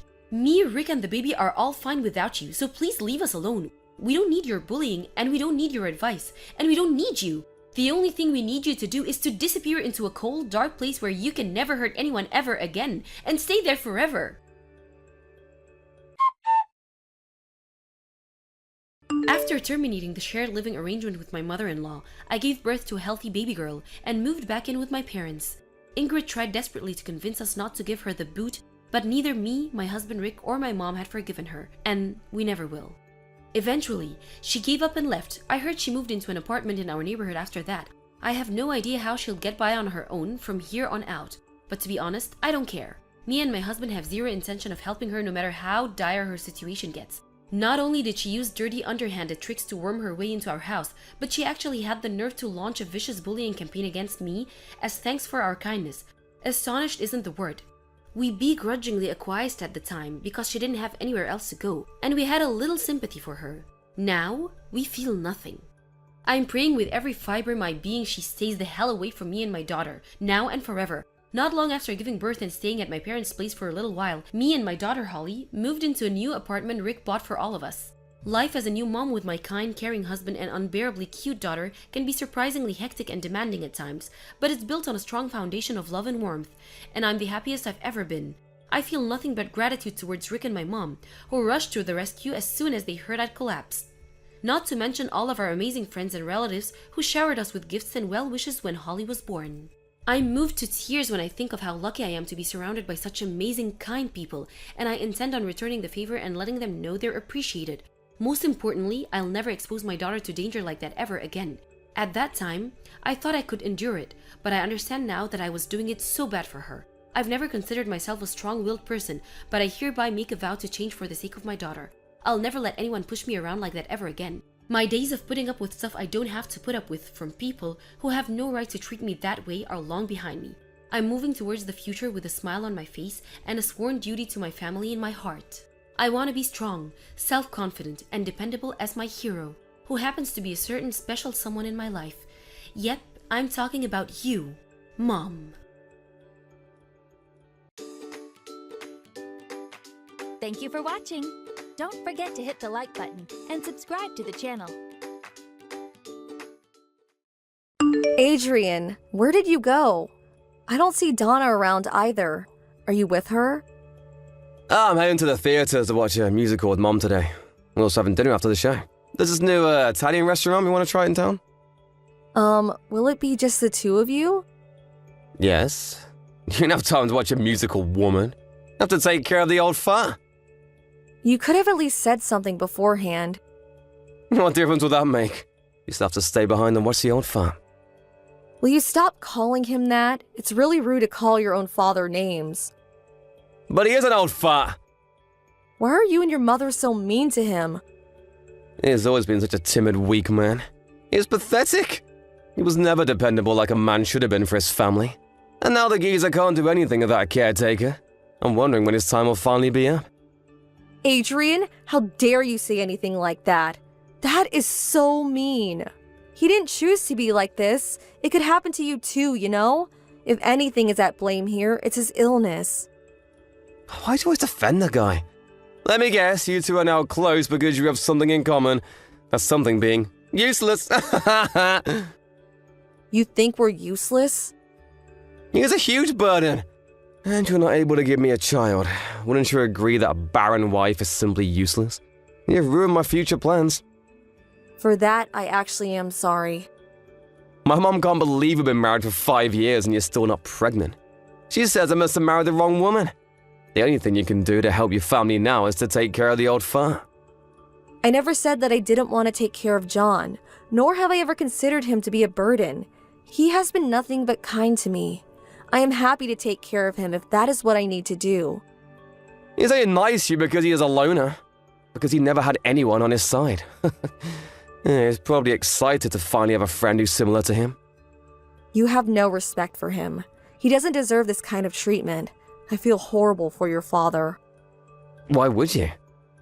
All that money you and your mother used to go to musicals and extravagant restaurant, it belongs to John. Yeah, that's the only thing I like about him. But it's not like he earned or worked hard to get any of it. Don't start, Adrian. Why not? You know he just got lucky to be born into a rich family. Besides, he doesn't even know how to use the money right. He used to buy worthless stocks and stupid stuff that doesn't pay. So now, we are using it effectively for him. Effectively? You only wasted on unnecessary clothes and overrated food. And to note, he may be handicapped, but he is totally clear-headed. Can't you imagine how hurt he must be from being mistreated by you two? Like I care. The old fart's dying anyway. He probably doesn't care much either. Oh, I forgot to tell you, we're going on vacation to the Caribbean. We leave tomorrow. Oh, to the Caribbeans? That's quite sudden. I've been planning it for a while. Guess I never told you. We're going on a cruise ship for 2 months. I see. What about your father? It'll just be me and my mom going. You should feel lucky to have you while we're gone. Me? You were leaving us both? Duh! How could I take someone so slow on vacation with me? And if he's staying behind, his caretaker also has to stay behind too, right? So I am being left here as well. I am ashamed of myself for getting my hopes up for a second. You thought you had a chance to join? See, we're not evil, though. We know we can't leave him all alone in this house without a caretaker. I mean, we must avoid getting accused of if something happens to him. So the two of you can enjoy spending more time together in your losers club. Plus, I don't want to travel with my mom. It'll not be fun with useless people. What? I'm talking about you and my father, of course. So you two are going to spend all that money on yourselves again. How much does a cruise ship cost anyway? It must be a fortune to be on it for 2 months. Yeah, it was expensive, but hey, we have a lot of money. I haven't traveled much lately, so I've been wanting to do this. I want to show Mom the beautiful beaches. Like I warned you before, it's not your money, it's your father's. You should take him if you're using what belongs to him. What is his now will soon be ours. It's none of your business anyway. We will decide the best way to use our family resources. I'll buy you back some souvenirs if I'm feeling nice enough. You know that John's health hasn't been great lately. How can you leave him and go on vacations freely? Yeah, I'm sure it's just a cold or something. Like I said before, I really don't care. He can die while we are gone. That's what he decides to do. I'm sorry, but you and Donna are heartless and very, very selfish. You have a problem with us? I only have problems with you two. What did John or I do to deserve this kind of treatment? Do you think you become king or something? Shut up! You will not talk to me like that ever. You're nothing but a housewife. I could kick you out, you know. How are you gonna live if I kick you out of this house, huh? John is going to be furious when he finds out how you're wasting his money again. He won't stay quiet forever. You will someday regret that you ever underestimated him. What could he do with his handicapped body? If he has the nerve to do anything, I'll make him pay. I will beat the crap out of him. I bet it'll be super easy to beat someone on a wheelchair. You are so nasty, Adrian, really. I am so annoyed at myself for marrying a monster like you.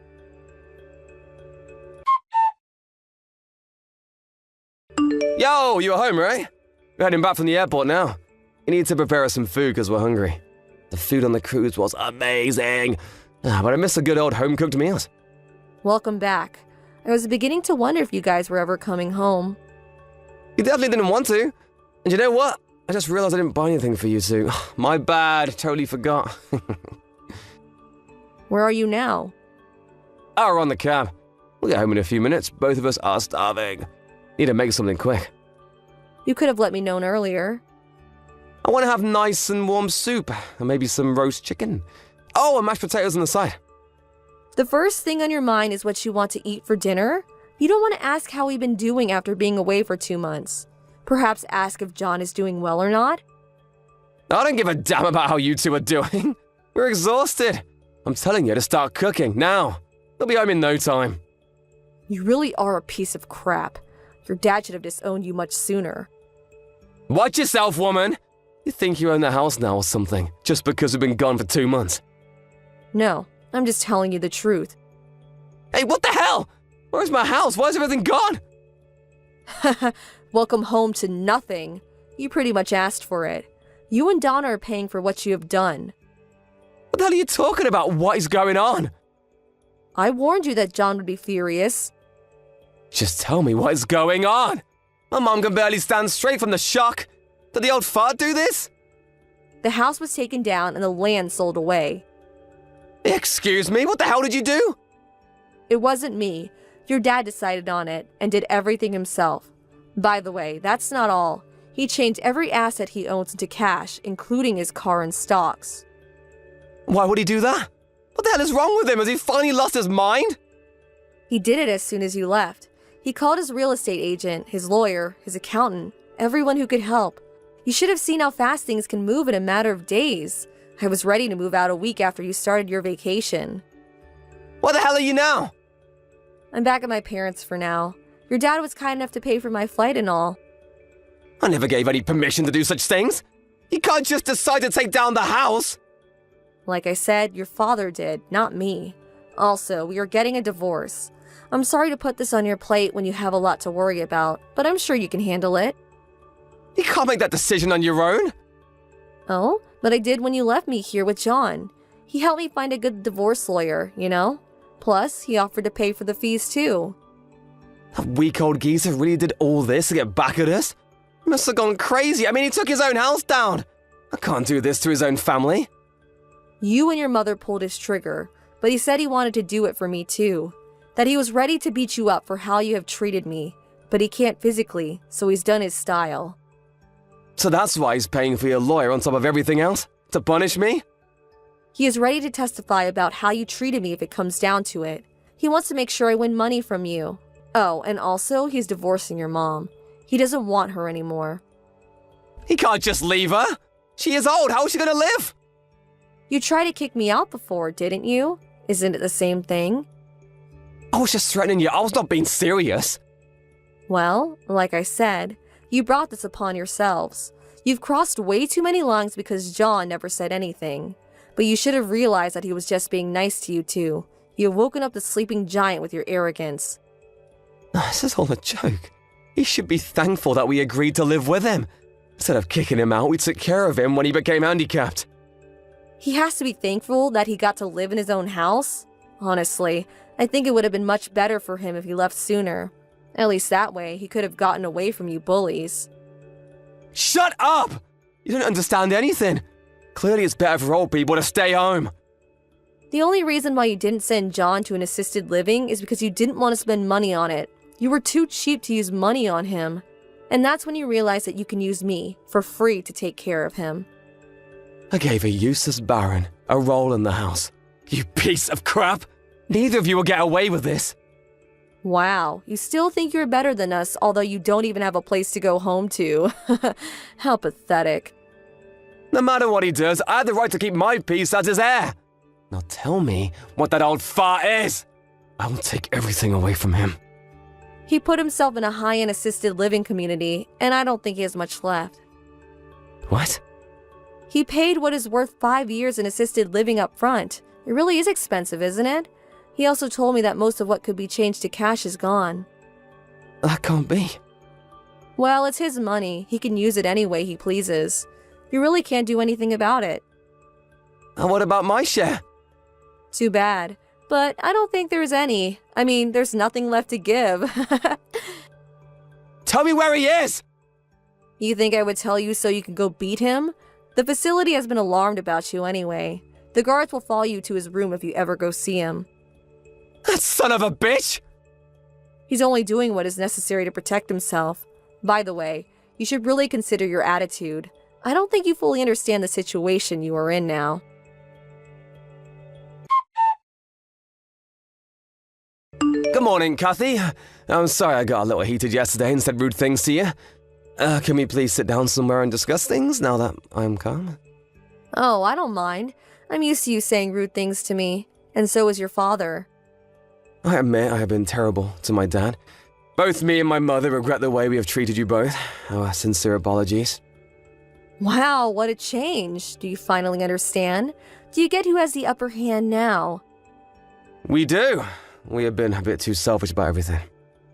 It's so funny how you were trying to be nice. You were so worried after what you will have left after our divisions, aren't you? Because you realize if you pay me anything, you'll be broke. My mom and I have lost everything. I'll have to look after her from now on. Yes, you will. And you will have to do all the working because she can't do anything. You're right. That is why I must save as much money as possible, so... So, what is it? Our division should be 50-50 at most, please. Nope.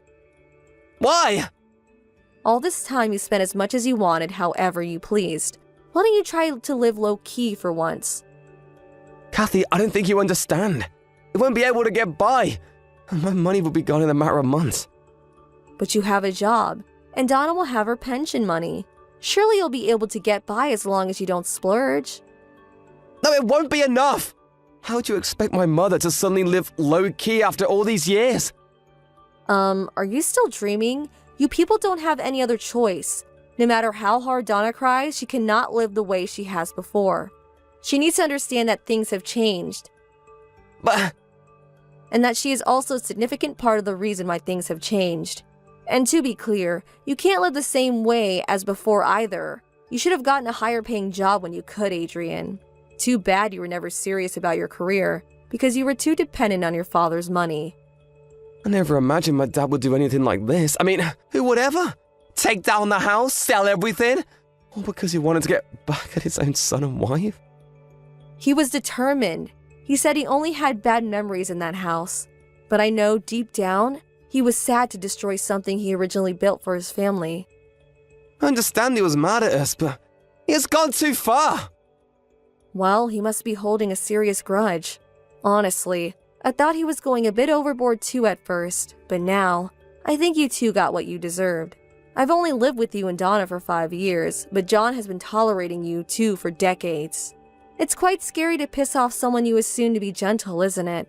It's quite funny how you got bit in the ass, though. I wonder who really was the burden after all.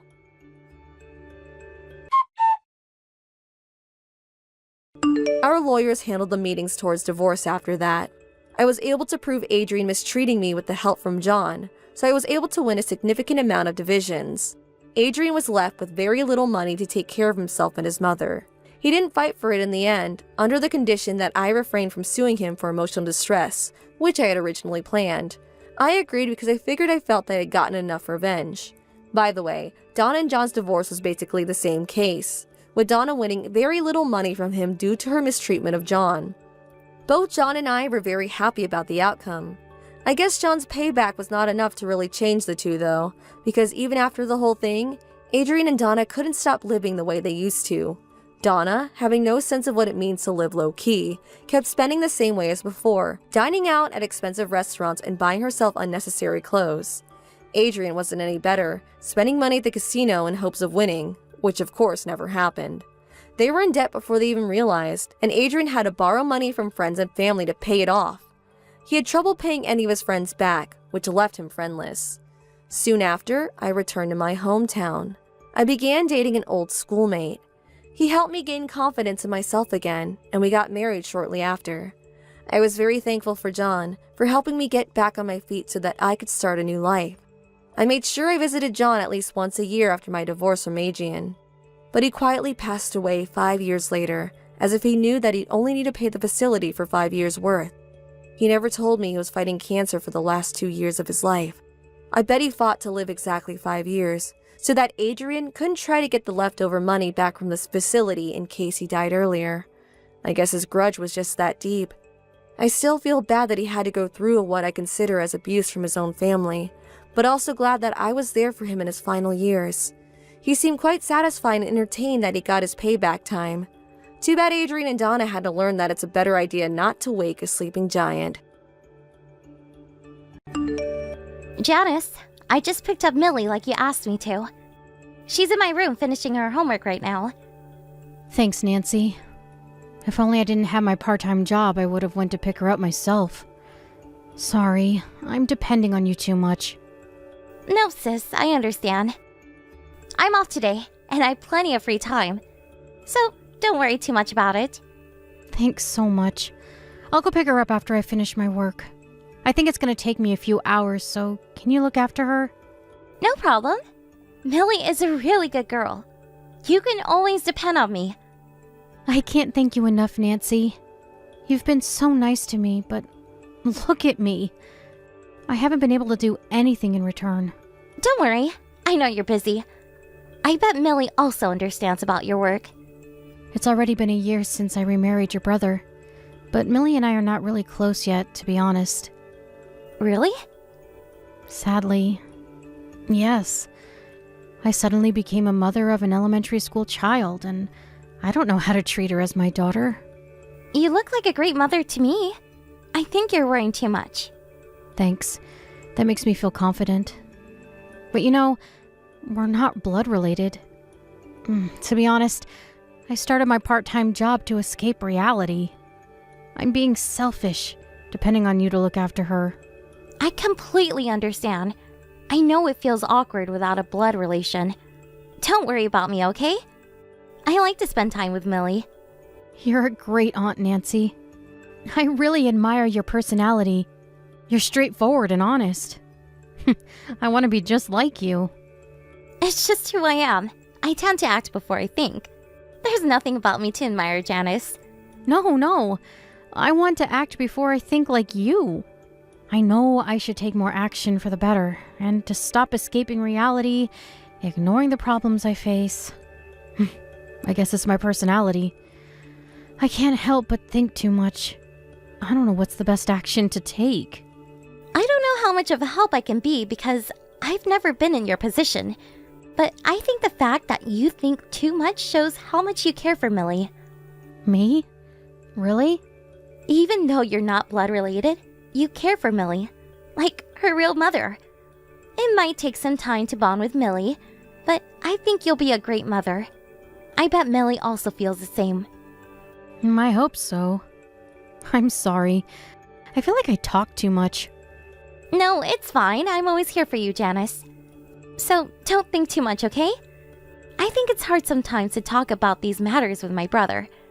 You can always rely on me. Thanks, Nancy. Oh, I'm glad to have a sister like you. I'll go back to work now. Oh, by the way, can you look after Millie this weekend as well? I think I'm asking too much, but hopefully you understand. It's okay. I'm planning to spend this weekend at my parents' house. So I won't be the only one taking care of Millie. Work hard. I'm rooting for you. Thanks. Please take good care of Millie.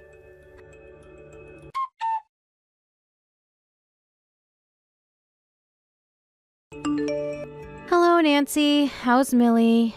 Is she being a good girl? Yep, there's nothing to worry about. She's been a good girl as always. Are you on break right now? Yeah, I'm taking a break.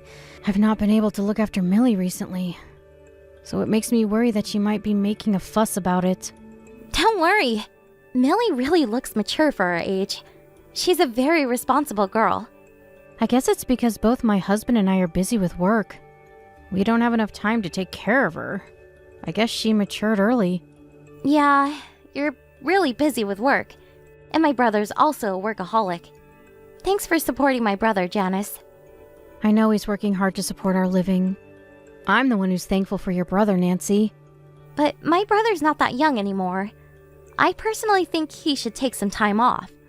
He should spend more time with his beautiful young wife. Oh, Nancy, you're praising me too much. And you're younger than me. How old are you? He's pretty older than you, isn't he? Yeah, he can be my father, considering our age gap. My parents were really surprised when they got pregnant with me. They couldn't believe it. It's really a miracle. Oh, I hope I get to give birth to his baby too.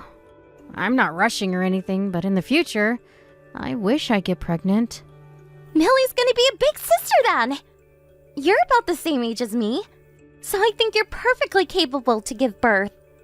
Well, it's a bit awkward because Millie won't exactly be blood related with her sibling. When I give birth, I hope you take good care of our baby like you did of Millie. Hopefully my brother is less busy when you give birth. I doubt that. It might be better for him to stay busy because I would also have to take care of him too if he's at home. It'll be pretty tiring. That's true. Oh, Nancy, I'm sorry. Someone just called me. Do you mind if I take the call? No problem, go on. Nancy, what am I going to do? I got a call from the hospital. My husband, he got into an accident. Huh? My brother, you mean?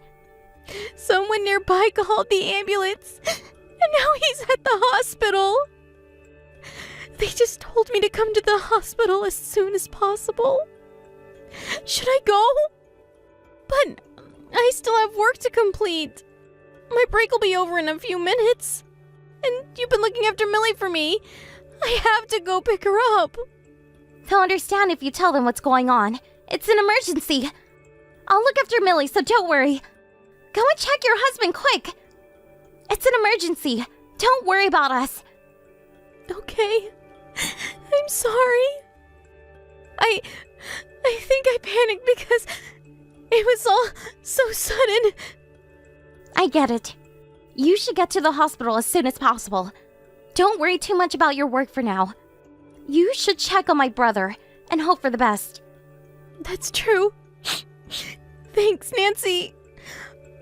I'll be on my way now. Please take good care of Millie while I'm away.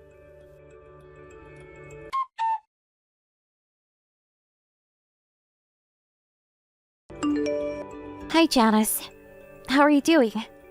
Have you been sick? Are you alright? I'm fine. I'm sorry that I haven't been able to pick Millie up. I had to organize my husband's stuff at home, and I've been pretty busy recently. No, it's okay. I never expected my brother to pass away so suddenly. I'm also really shocked with what happened. I bet it requires time to process your feelings. Yes. I never expected it. There's so many emotions to process. Janice, don't worry about Millie. We'll take care of her for you. My parents are willing to help too.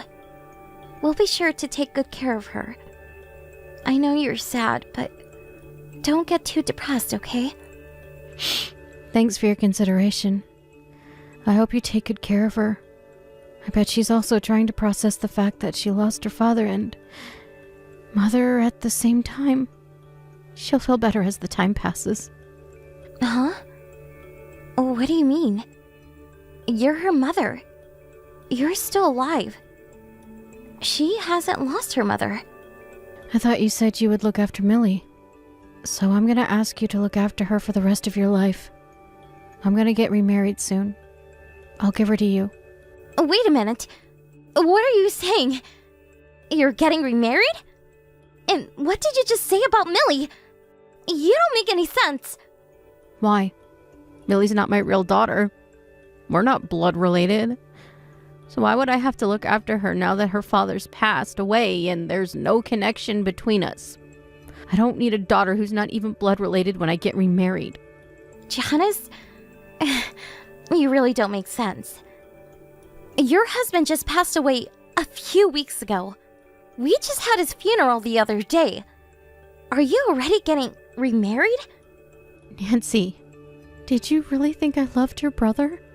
He's way older than me. He's about the same age as my dad.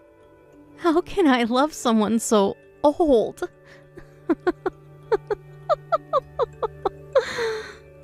But you've been a great mother.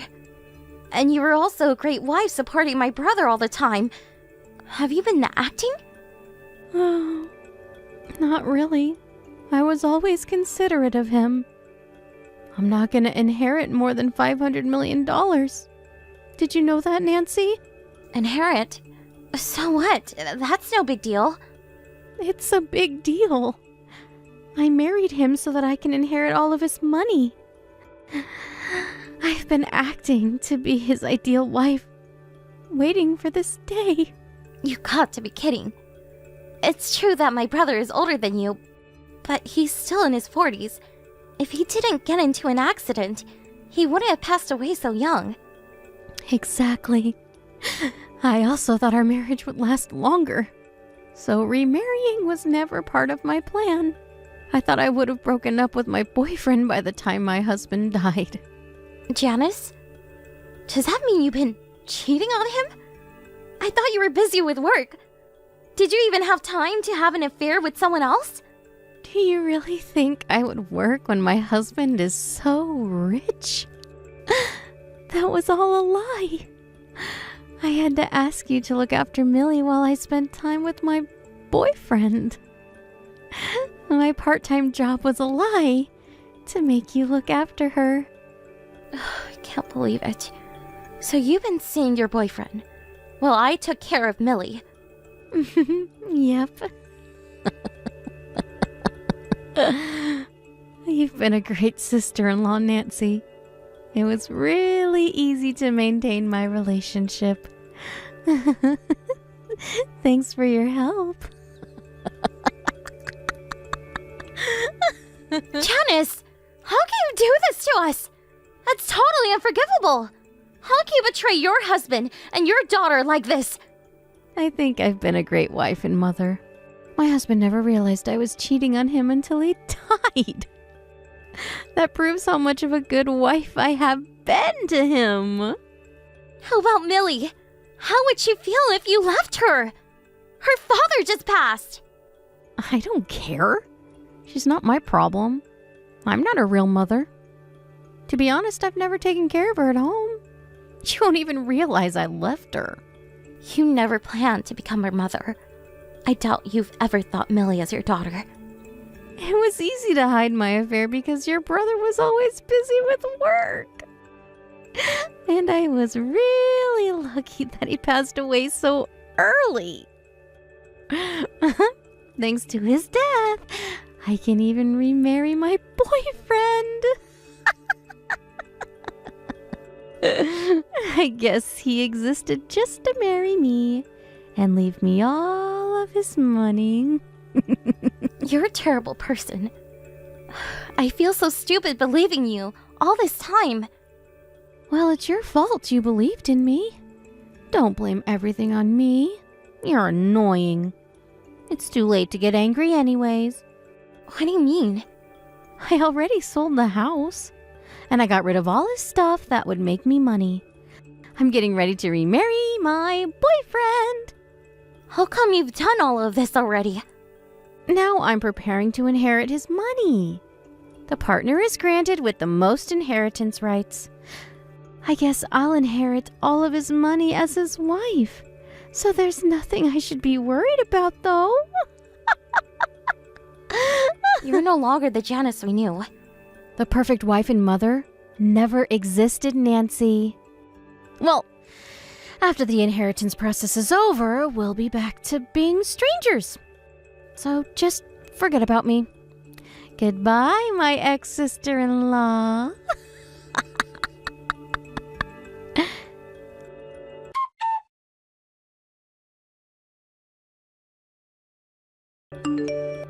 Hey, where's my money? Why did Millie inherit all of his money? That's ridiculous. Janice, you really know nothing, do you? Well, if you knew better, you wouldn't be in this situation in the first place. I knew you had no idea about the inheritance process. Huh? What do you mean? First of all, you don't have any inheritance rights. Millie, my brother's daughter, has the right, unlike you. My parents and I also have the right as well. Nancy! That doesn't make sense at all! I was his wife. Why don't I have the right? I should be the first in line as his wife. Yes, the partner is always first in line. But if only you were the real partner. What the hell are you saying?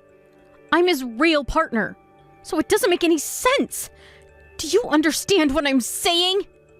Yes, everything makes sense. You're not my real sister-in-law, are you? You're not Millie's mother. Nor my brother's real wife. You're a stranger to our family. What do you mean? I was your sister-in-law? Are you making fun of me? Stop being so weird. You don't make sense at all. Janice, you weren't officially married with my brother, were you? Where are the official documents? So what? I'm his wife even if he didn't fill out any official documents. What's the problem? You don't have the right if you're not officially married. Your marriage is not fully supported by law without the official documents. Your case is different from other couples who are officially married. Don't be ridiculous. I was his dependent. Our relationship was clearly written on our certificate of residence, too. How come I don't have the inheritance right? Well, I'm not the one who made the law, so don't ask me. If you don't like the system, how about you become a politician? I'm not talking about the system. I'm saying that we were a couple even without the official documents. It doesn't matter how you think about it. That's right, but I never thought I wouldn't be able to inherit his money. My brother had already experienced a divorce with Millie's real mom, so he never pressured you to fill the documents. But he hoped to get officially married in the future. I guess it was a good decision that he didn't force you to fill in the official documents. I should have filled them out now that I think about it. I should have just accepted his request about officially getting married.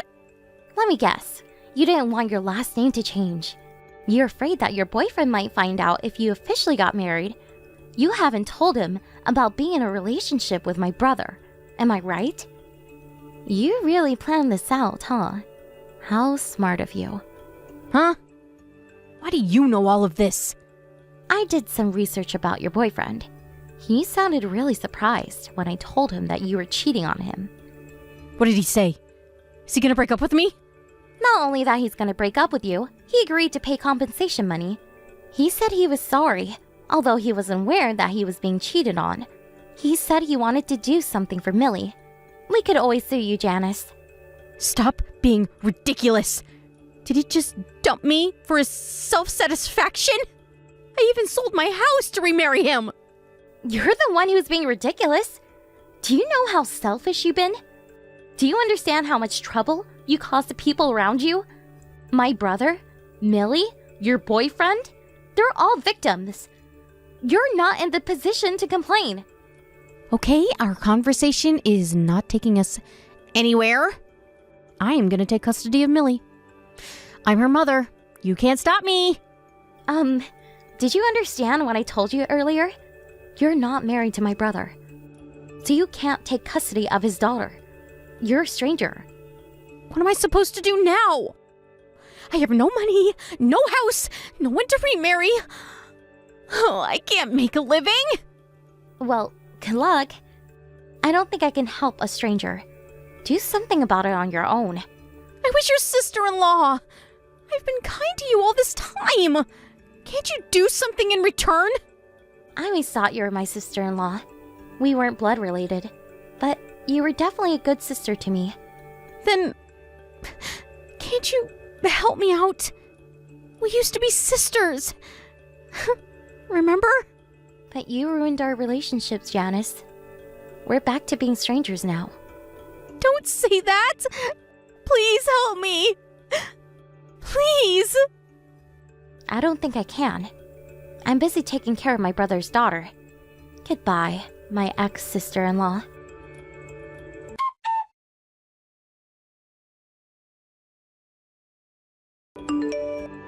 After a conversation, Janice went back to her parents' house, losing everything. Her boyfriend paid us compensation money as promised, and we asked her to pay as well for betraying my brother. Unfortunately, she was broke and had nothing she can give us, so her parents paid us on her behalf. Her parents were furious about what she did, and they're gonna make her pay them back when she's ready to. Millie inherited a huge amount of money from her father, but her lifestyle remained the same as before.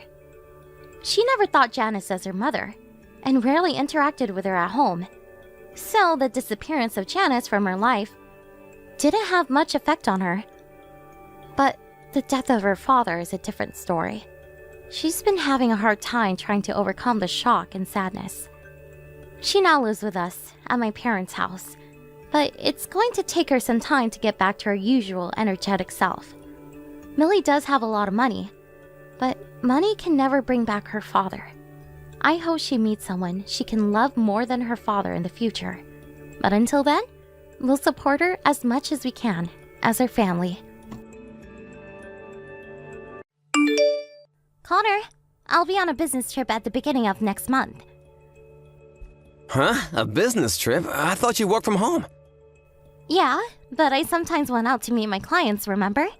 My new client lives far away, so it's gonna take me some time to get there. I have to interview them for my next project. Are you gonna be out for a few days? I hope to come back as soon as possible, but the place I'm heading to is famous for its snowy weather. My flight might get cancelled because of the weather. If so, I'll have to stay for the night. Yeah, the flights are definitely gonna be canceled if there's a snowstorm. Can you take care of Maya for 2 days this weekend when I'm away on my business trip? It would be great if you can take a day off on Friday. Okay, I'll take a day off. If you can't, I'll ask Mom to take care of Maya. It's fine. I'll take care of her when you're away. I haven't been able to spend time with her recently, and I've always depended on you to take care of her and to do all the housework. I want to do something for you, too. I'm glad to hear that. You know, you look pretty scary when I went out on the weekends. I'm happy to know that you're considerate of your family. If you refused to take care of Maya while I was away, I might have lost my temper, to be honest. I wanted to avoid you getting angry at me. Hey, did you agree just because you didn't want me to get angry at you? No. I just wanted to spend some time with Maya. I've been so busy that I wasn't able to play with her. She's already asleep when I get home. I thought you might forget who her father is if I don't make some time for her. Yeah, I agree. I know you're busy with work, but you've been depending on me to do everything around the house. Sorry, I bet you're tired. Yeah, you're not the only one who works, Connor. I work from home, so I do have more free time than you, who works at the office, but I work the same number of hours as you. I was really busy doing everything by myself. Maya turned 5 this year, and she's capable of doing more things by herself.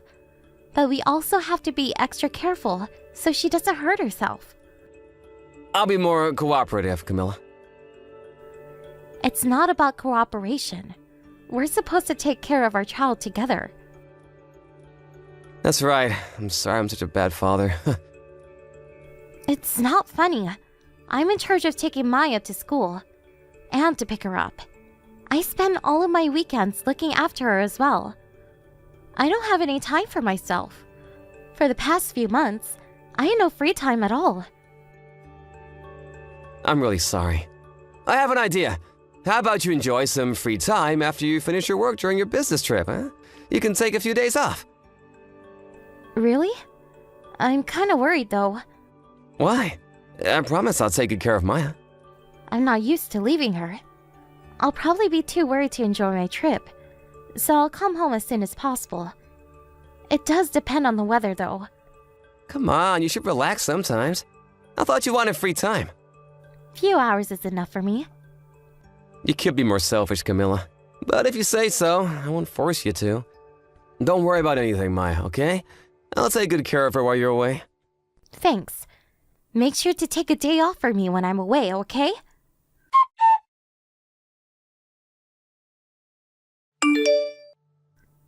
Connor, my flight got cancelled. Yeah, I thought so. I heard there's a really bad snowstorm. The news said many flights are getting cancelled. Are you gonna use the bus instead? I heard they're also delayed. And I might not be able to reserve a seat. I bet everyone wants a seat in this situation. The road must be really crowded as well. I think so. I'm really unlucky. How about you stay for the night? The company is gonna pay for you anyways. But, are you okay? How's Maya? Maya's a really good girl. We just finished eating dinner, so the only thing left to do is sleep. Did she take a bath? She said she wants to take a bath with you tomorrow after you come home. Maya will go to bed soon. Okay, I'll take a bath with her when I get home. See, Maya and I are doing perfectly fine. You should stay at a hotel tonight and relax. The weather forecast said it was going to be sunny tomorrow. It's dangerous to come home during a snowstorm. Do you think so? Yep. You've been working really hard for the past few months. Take some rest, Camilla. If you say so, I'll stay at a hotel tonight. But I'm not sure if I can get a room for tonight. All hotels must be really crowded in this bad weather. Okay. Take good care of her, Connor. You can read her favorite book before she goes to sleep. It should be next to her pillow. Okay. Be careful on your way home. When do you think you'll arrive tomorrow? My coworker said her flight will leave at 10 in the morning tomorrow. If I can get a ticket for the same flight, I'll be home by lunch. Okay. Myra and I will be waiting for you at home.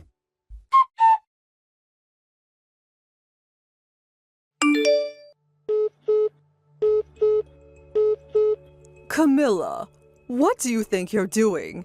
Mom? What's wrong? You've been calling me so many times. I'm shopping right now. Can I call you back later? How can you leave your 5-year-old daughter on her own? Where are you? Why are you not with her? It's already late in the night. Huh? My husband should be with her. Wait, what are you talking about?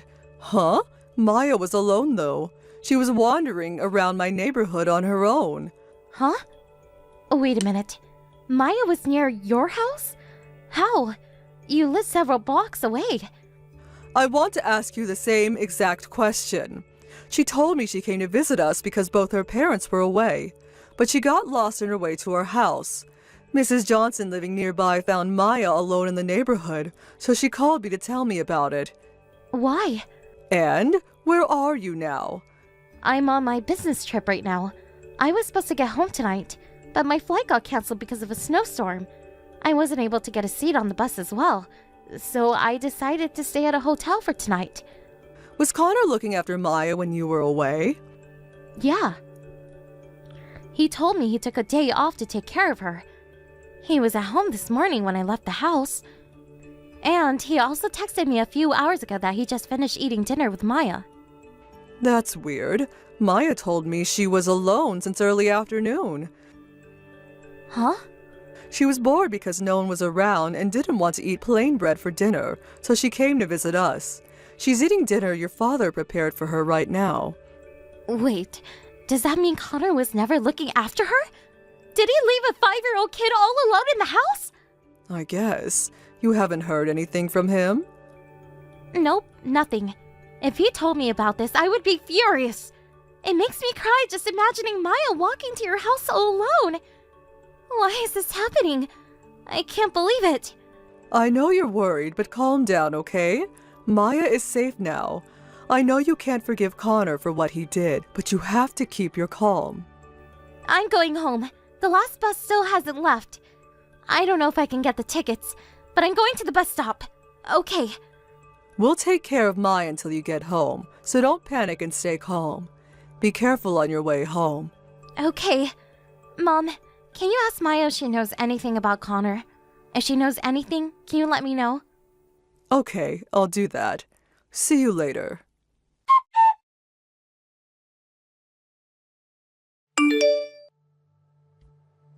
Camilla, I'm sorry. I'm really sorry.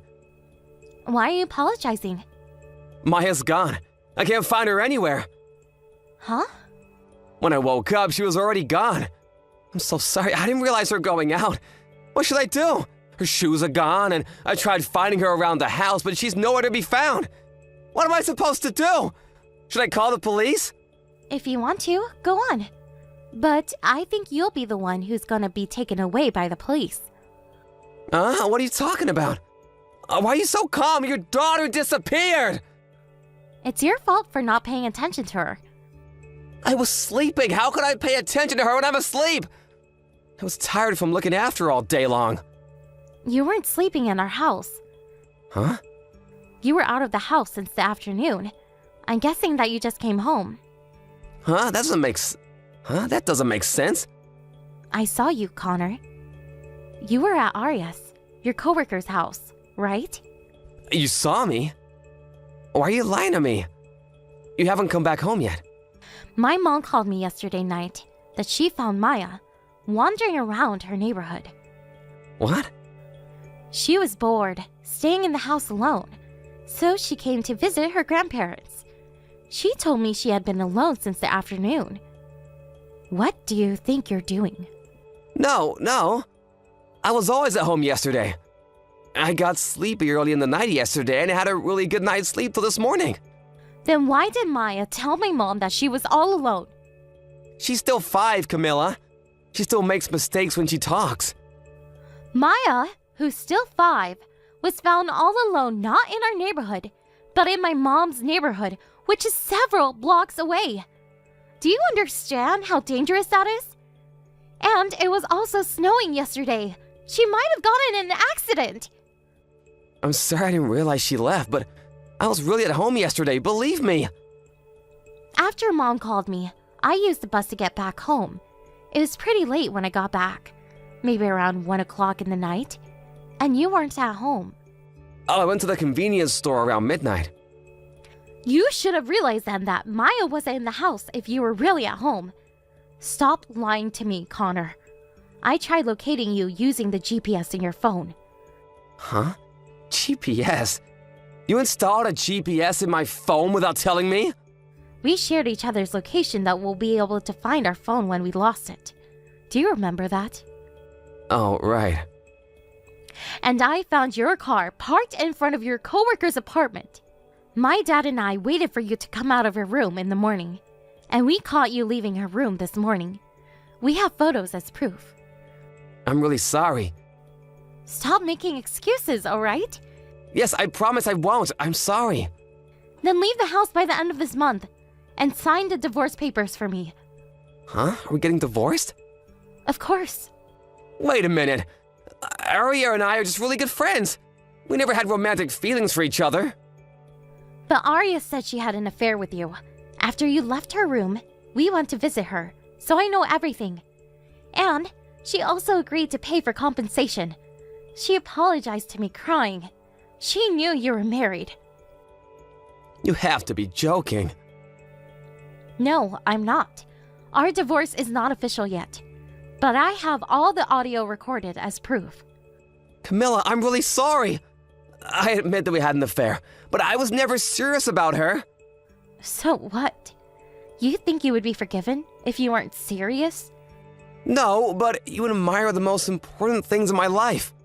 If we were really important to you, I don't think you would leave your daughter alone to visit your lover. You have to be kidding. I can't believe you did this, Connor. You chose your lover over your daughter. I never knew Maya was less important to you than your lover, who you weren't seriously in love with. No, you're misunderstanding. I was planning to get home early, but I was tired and fell asleep. I don't care. You left your daughter alone, at home, to visit your lover. That fact speaks for itself. I'm gonna divorce you. I'm really sorry, Camilla. I know I did something that you could never forgive me for. I should have taken this more seriously. Yes, you should have been more serious about your daughter, your wife, and your affair. I bet you were mean to your lover when you came home late and left the house on the weekend saying you had work to do. You wanted me to stay at a hotel during my business trip so you'll have time to go meet your lover. You always planned to leave Maya alone. You planned to spend time with a lover while I was away. No, Camilla. You're misunderstanding. Arya showed me the text you sent her. I will never meet her again. I will never betray you again. So please, don't divorce me. I can't believe you. So, I'm getting a divorce. I was shocked to hear you've been cheating on me. But what shocked me the most was how you left Maya alone. That is something I would never do as her parent. I promise to be a better father. I'll make sure to spend more time with Maya. I'll spend more time with my family. I don't need a father who leaves his 5-year-old daughter all alone. I don't need a husband who doesn't take care of his child nor does any housework, spending all of his free time with his lover. I will do everything around the house as usual. I realized we were better off without you.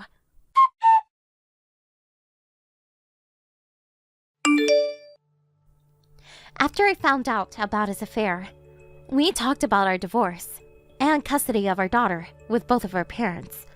Connor claimed that he doesn't want a divorce until the very end, considering that he had an affair and that he left Maya all alone. No one was on his side. Both of our parents blamed Connor for his actions, and he finally signed the divorce papers 2 months later. He was also secretly accusing Arya for revealing everything to me. She eventually got enough of that and told everyone at the company about their affair. After Arya paid us for compensation, she left the company. On the other hand, Connor hasn't been able to quit his job, considering all the payment he has to make for us, including compensation money and child support. His boss was really disappointed in him, and all of his coworkers look down on him now. Connor kept on calling me to tell me that he's really sorry about the affair and that he regrets everything he did. But I can never forgive him for leaving Maya all alone while I was away. I'm not able to delete his contacts because he still has plenty to pay. But I won't be replying to him unless necessary. I honestly think he deserves it. He should take responsibility for his own actions. Maya seemed calm and happy while she was at my parents' house. But as soon as she saw me come pick her up, tears were rolling down her cheeks. She seemed really sad about being left alone for so many hours. I don't think I can ever forgive Connor for making her feel this way. But there's more things to do than hating my ex-husband. I hope Maya isn't traumatized from this experience. I will stay by her side as much as I can to tell her that she can trust me at all times. I'll fill her up with happy memories so that she can forget about her terrifying experience one day. I will never leave Maya alone again. Might be hard sometimes taking care of her on my own, but with the help of my parents and Connor's parents, I will do anything for the best of my beloved daughter. Hey, Sophia. How's my big sis doing? It's been ages. Wow, is that Emma? No kidding. I feel like I've seen a ghost. It's not like you messaged me. Is everything okay? I just saw your husband Dan. Really? Where? We bumped into each other at the station while I was out shopping. The train station? Well, that's strange. He said he was going out in the car today. He was at the train station? Yep, he gave me a lift home. Isn't he just a darling? Will you tell him I said thanks? Really? Okay. Got it. He's still out right now, but I'll let him know when he gets home. We need to talk, sis. You didn't tell me your husband was loaded. My jaw almost hit the floor when I saw his luxury sports car. How much must that thing have cost him? I felt like an A-lister. I had no idea your husband was such a high roller. I'd hardly call him a high roller. Oh, come on, Sophia. You're just being modest. Even I know how expensive that car is, and I don't know jack about cars. I looked it up online, and apparently it's even popular with world leaders and celebrities. Not only that, but all his clothes and accessories were branded. He looked more like he was on his way to a modeling shoot than out running errands. He even wore a P-Pex watch. I had to stop myself drooling all over his upholstery. He must be peacocking today. You just happened to run into him dressed like that is all. He doesn't always wear that stuff.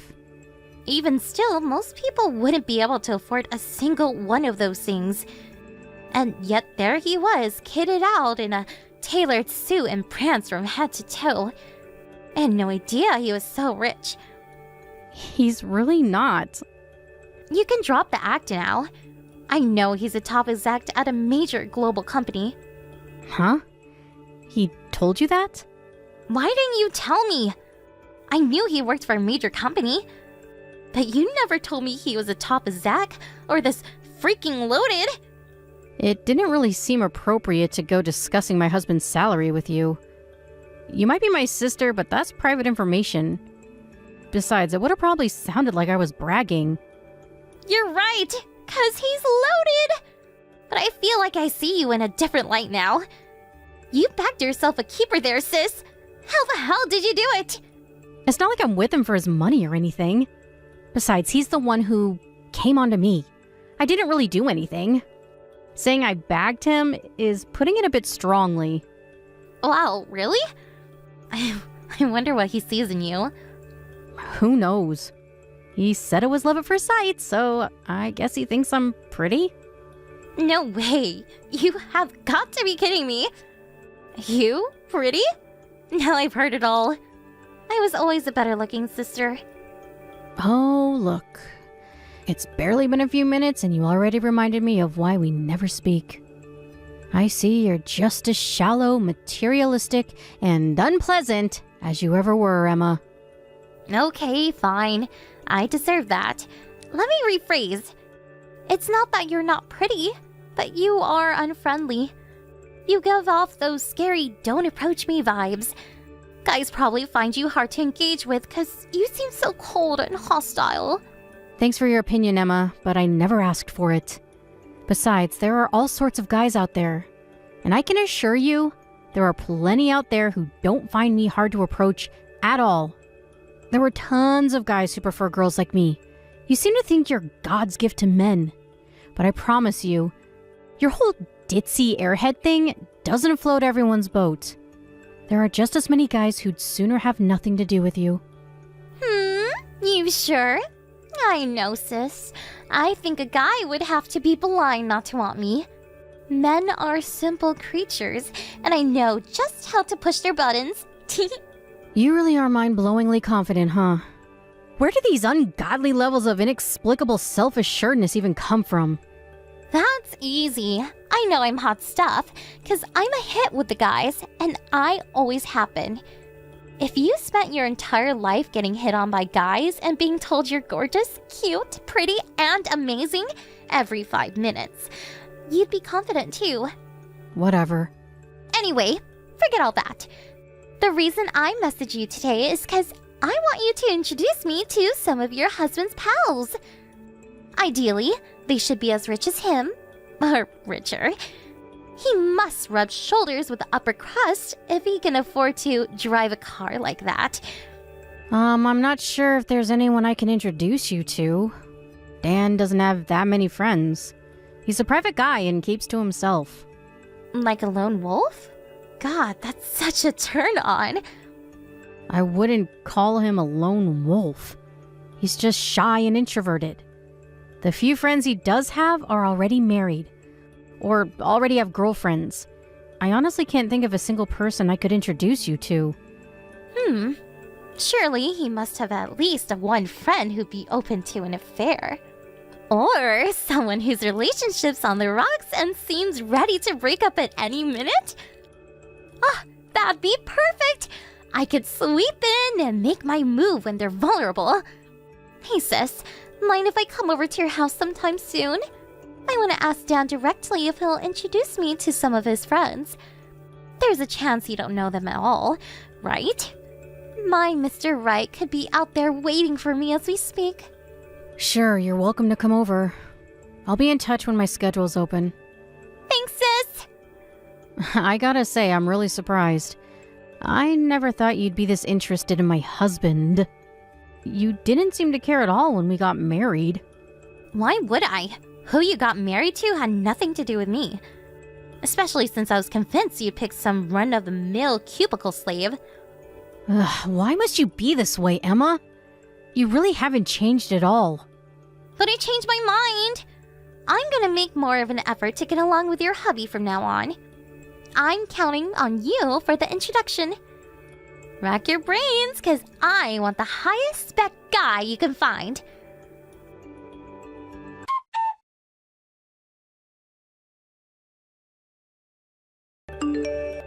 Sophia? Hello? You said you were gonna invite me over to speak to Dan? Well, I'm ready, now. What's taking so long? Hurry up and tell me when he'll be home. Hold your horses, Emma. I can tell you're eager to see him, but I'm very busy. I can hardly just free up my schedule at the drop of a hat. Can you do tomorrow? I have nothing but free time these days. No, sorry. I won't be home, so tomorrow's no good. Why won't you be home? I'm going away on business. Oh, you are? Does that mean you won't be coming back at all tomorrow? Yep, I'm flying out to New York. I'll be gone for 3 nights and 4 days. You'd get to go on business trips to New York? Jesus, where was my invite? I'm jealous. The weather's really nice up there at this time of year. I've always wanted to see the Empire State Building. This is business, not pleasure. I'll have too much on my plate to go sightseeing. The schedule's about as tight as they come. But you're still gonna fly out and stay in a hotel, right? Why do you get to enjoy that holiday feeling and I'm stuck here with nothing to do? It's not fair. It might sound like fun on paper, but believe me, no one enjoys 12 hours of consecutive negotiations with a bunch of uptight, crusty old businessmen. Last time I did one of these, I was so fried I passed out on the hotel bed as soon as I got back. Wait a sec. Does this mean Dan's gonna be on his own at your house while you're away? What will he do for food? I'm not sure. But since he's hopelessly incapable of cooking for himself, he'll probably end up getting takeout. Takeout every day for 4 days? Oh, that's sad. I feel bad for him. He eats more takeout in a week than most people do in a year. He's used to it. You really don't need to worry. I enjoy takeout myself. I'd say we eat it more than most. It's cheap, tasty, and you get to save time on cooking and cleaning. Don't you cook your own meals? I'm so busy with work, it's hard. I have almost no time to dedicate to the house. I don't enjoy cooking that much either. Kind of feels like a chore. That's why we hire a maid to take care of that kind of thing. You mean you don't do any housework at all? I do sometimes. But in general, I can't get away from work for long enough to do anything. That's why we hired the maid. Wow. I feel bad for Dan. Doesn't really seem like you love him. It's a wife's job to show her man she appreciates him by cooking and cleaning and taking care of the house. And yet, there you are, jetting off to New York like some big-wig businessman. I can assure you Dan's just fine with how things are. He understands my situation and is very accepting of it. Don't you feel like you're letting him down as a wife? He might not say it because he's nice, but I bet deep down he wants you to act like a woman by cooking and cleaning for him. I'm sure he doesn't. I told him countless times that if he ever gets bored of takeout, then he's welcome to learn how to cook. He just doesn't seem that interested. He's more couch potato than get up and go. Anyway, what even is this, Emma? We haven't spoken in years, and you don't even know him. Yet here you are, coming at me with all this crap all of a sudden. Give me a break, would ya? He seems happy enough with how things are, and even if he wasn't, it's none of your business. We didn't ask for advice, and we don't want it. What's wrong, Sophia? Did I touch a nerve? Look, you're obviously only getting defensive because you know I'm right. Imagine your own wife telling you to cook for yourself. Maybe he's putting on a brave face to avoid the rocking boat. But I bet deep down he's going through a world of hurt. You really think so? Forget I asked you that. I'm not dignifying this crap. I don't have time to do stuff around the house, and it's as simple as that. I couldn't change it even if I wanted to. Sophia, listen. I'm only telling you this because you're my sister and I love you. But you're not fulfilling your duties as a woman. Your marriage may as well have 2 men in it. I get that being a strong, independent woman is trendy in this day and age, but we haven't changed since caveman times. Most guys are simple. All they want is a feminine woman who cooks, cleans, and takes care of them. We're not doing this anymore, Emma. You manage your affairs, I'll manage mine. My husband doesn't want me to be his personal maidservant. We're fine as we are. Why do you even work so much in the first place? I bet you can afford to be a stay-at-home housewife, but for some reason you seem dead set on jetting it up around the world playing hotshot businesswoman. I don't want to be a stay-at-home housewife. I like my job. Ugh, your husband must be earning at least 6 figures. You know you could afford to quit to take care of him in the house. How much money can you even be earning as a woman anyway? There's a reason there's a pay gap, sis. Men are just better suited to work. What's the point in you having a job? You could probably quit today and still live comfortably for the rest of your life because of how rich Dan is. Wow. You stupefy me. My work gives me purpose in life. It makes me happy, fulfilled, and like I'm contributing to the world. Is that okay with you? Why should I have to throw all that away to be Dan's babysitter? Gross. Women shouldn't find their purpose in life through work. Everyone knows the only way for a woman to find true happiness is to marry a rich guy, become a stay-at-home housewife, and give him lots of babies. I'm sorry to see you haven't evolved at all since the Stone Age, Emma. I think we'll have to agree to disagree on this one. I enjoy being independent. You know, it's sad how deluded you are.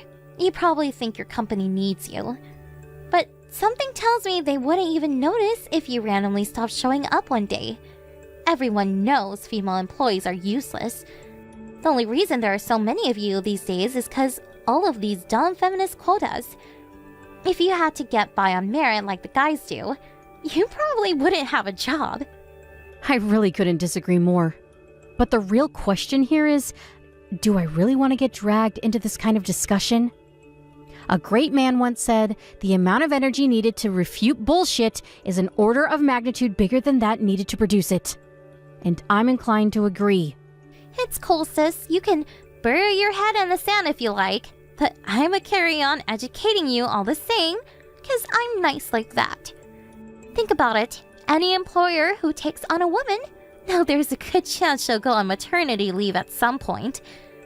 That's why you're less valuable from the get-go. I won't deny it.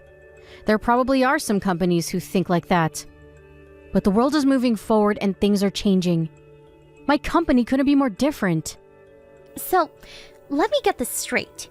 You think you're so special that the laws of nature and common sense don't apply to you? Ugh, this hurts to read. I feel so bad for your husband for being married to someone so selfish. How am I selfish? Why should I have to quit a job that I love to be my husband's slave? That sounds way more selfish to me. If you ask me, a woman's place is in the home, and her role is to support her man. That's what I'm gonna do when I find myself a decent husband. That's great, Emma. Good for you. I hope you find happiness with a guy who sees the world in the same way you do. Then you can fulfill your dream of being a barefoot baby factory. Maybe if you're lucky, your husband will even buy you a nice big kitchen to live in. Me and you are not the same. Are you making fun of me? You're right, we're not the same. You think you're so amazing because you get to jet around the world on fancy business trips and pretend you're a dude. You think you're better than me because I can't work, don't you? I don't think that at all. Give it a rest already. You're paranoid. You know what? I don't care. You can look down your nose at me all you like. I'll have the last laugh. I'll grow old surrounded by kids with my rich husband in my mansion. But you'll be alone, miserable, and childless because you spent your best years acting like a feminist superhero. You're gonna be a cat lady if you don't change your ways soon. Why so serious? Where is this crap even coming from? The last laugh? This isn't a competition, Emma. Good God, I don't even know what to say to you anymore.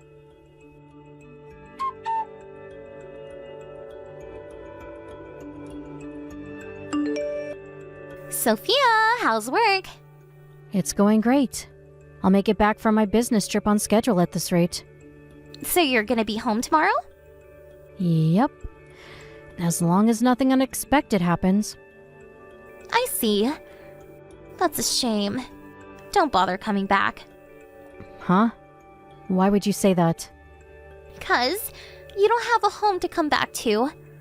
Me and Dan decided I'm gonna move in with him. You're not welcome in this house anymore. What the hell are you talking about?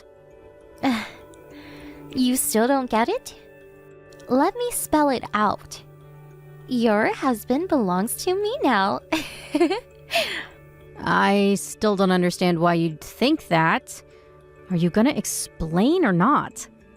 I came to look after your husband while you're away on business. I did all the cooking and cleaning for him. He loved it. Plus, I saw to it that his nighttime needs were properly satisfied while I was at it. If you catch my drift, he loved that even more. You screwed my husband while I was away on business? Who the hell do you think you are? You have no right to be at our house. What did you expect? I felt so bad for Dan. You made it obvious you didn't want him to be happy. So I came over and spoiled him rotten. He said he prefers me to you. Wow. So that's how it is, huh? He chose you? Bingo! Sorry for stealing your man. Don't worry though, sis. This will all be over quickly. He already filed the divorce papers. How is that possible when I didn't sign anything? The hell, did he forge my signature? Maybe. But you guys were gonna divorce anyway. May as well speed up the process. They didn't notice when he handed them in, so what's the problem? More importantly, we're already engaged. What? You and Dan already got engaged? We didn't want to put up with you whining at us, trying to change your minds. So we figured we should do it sooner rather than later. I see. What's wrong, sis? Don't tell me you're surprised. You can hardly complain. This would never have happened if you just did your job as his wife. I did my best in my own way. Well, your best wasn't good enough. Seems like guys prefer girls like me, after all. Anyways, I have a life of luxury to plan with my rich fiancé, so I'll let you go cry now. Sorry for stealing such an amazing guy from you, but please remember this wasn't my fault. You only have yourself to blame. I'll be taking your house and your man. Okay, sis? You're welcome to him.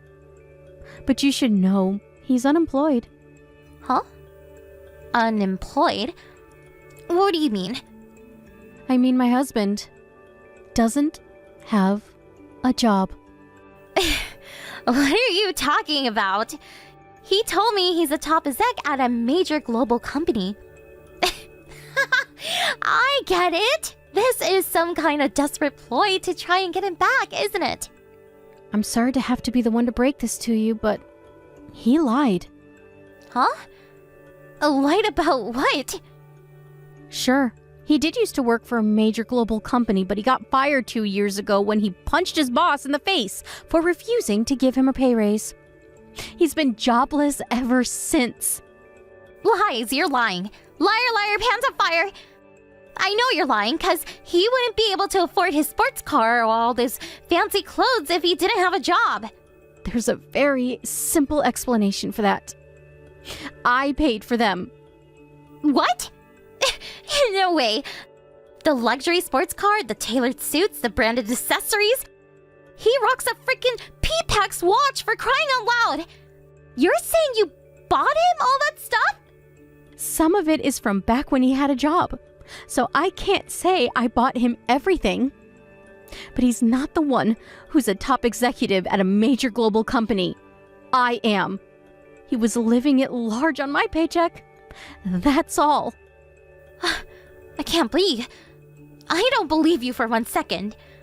What is this? Some desperate attempt to get revenge on me for stealing your husband? It makes no difference whether you believe me or not.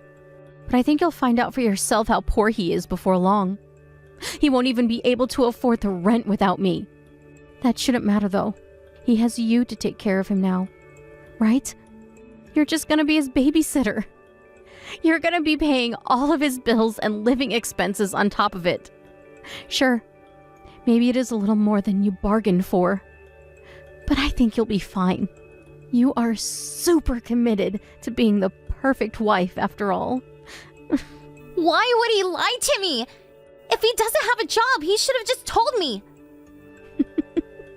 You really think it's something he goes blabbing to people about?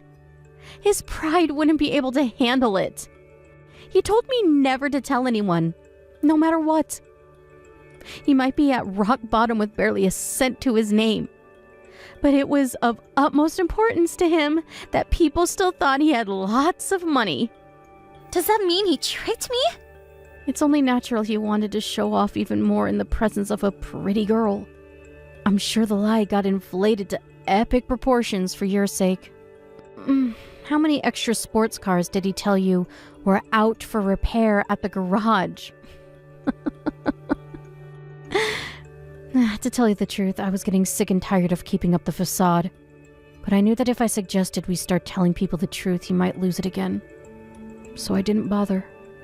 Lose it?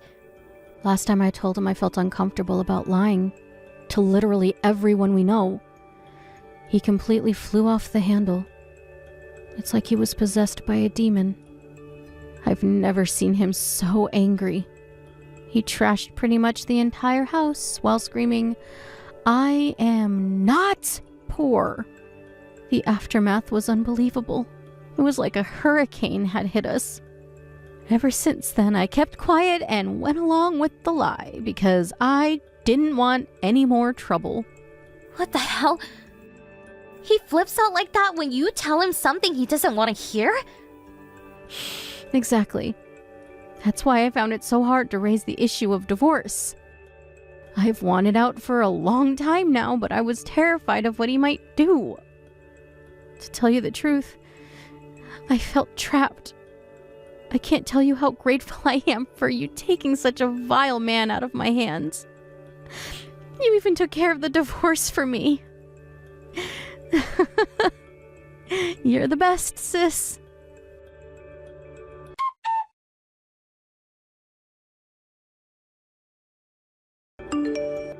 Sophia, are you there?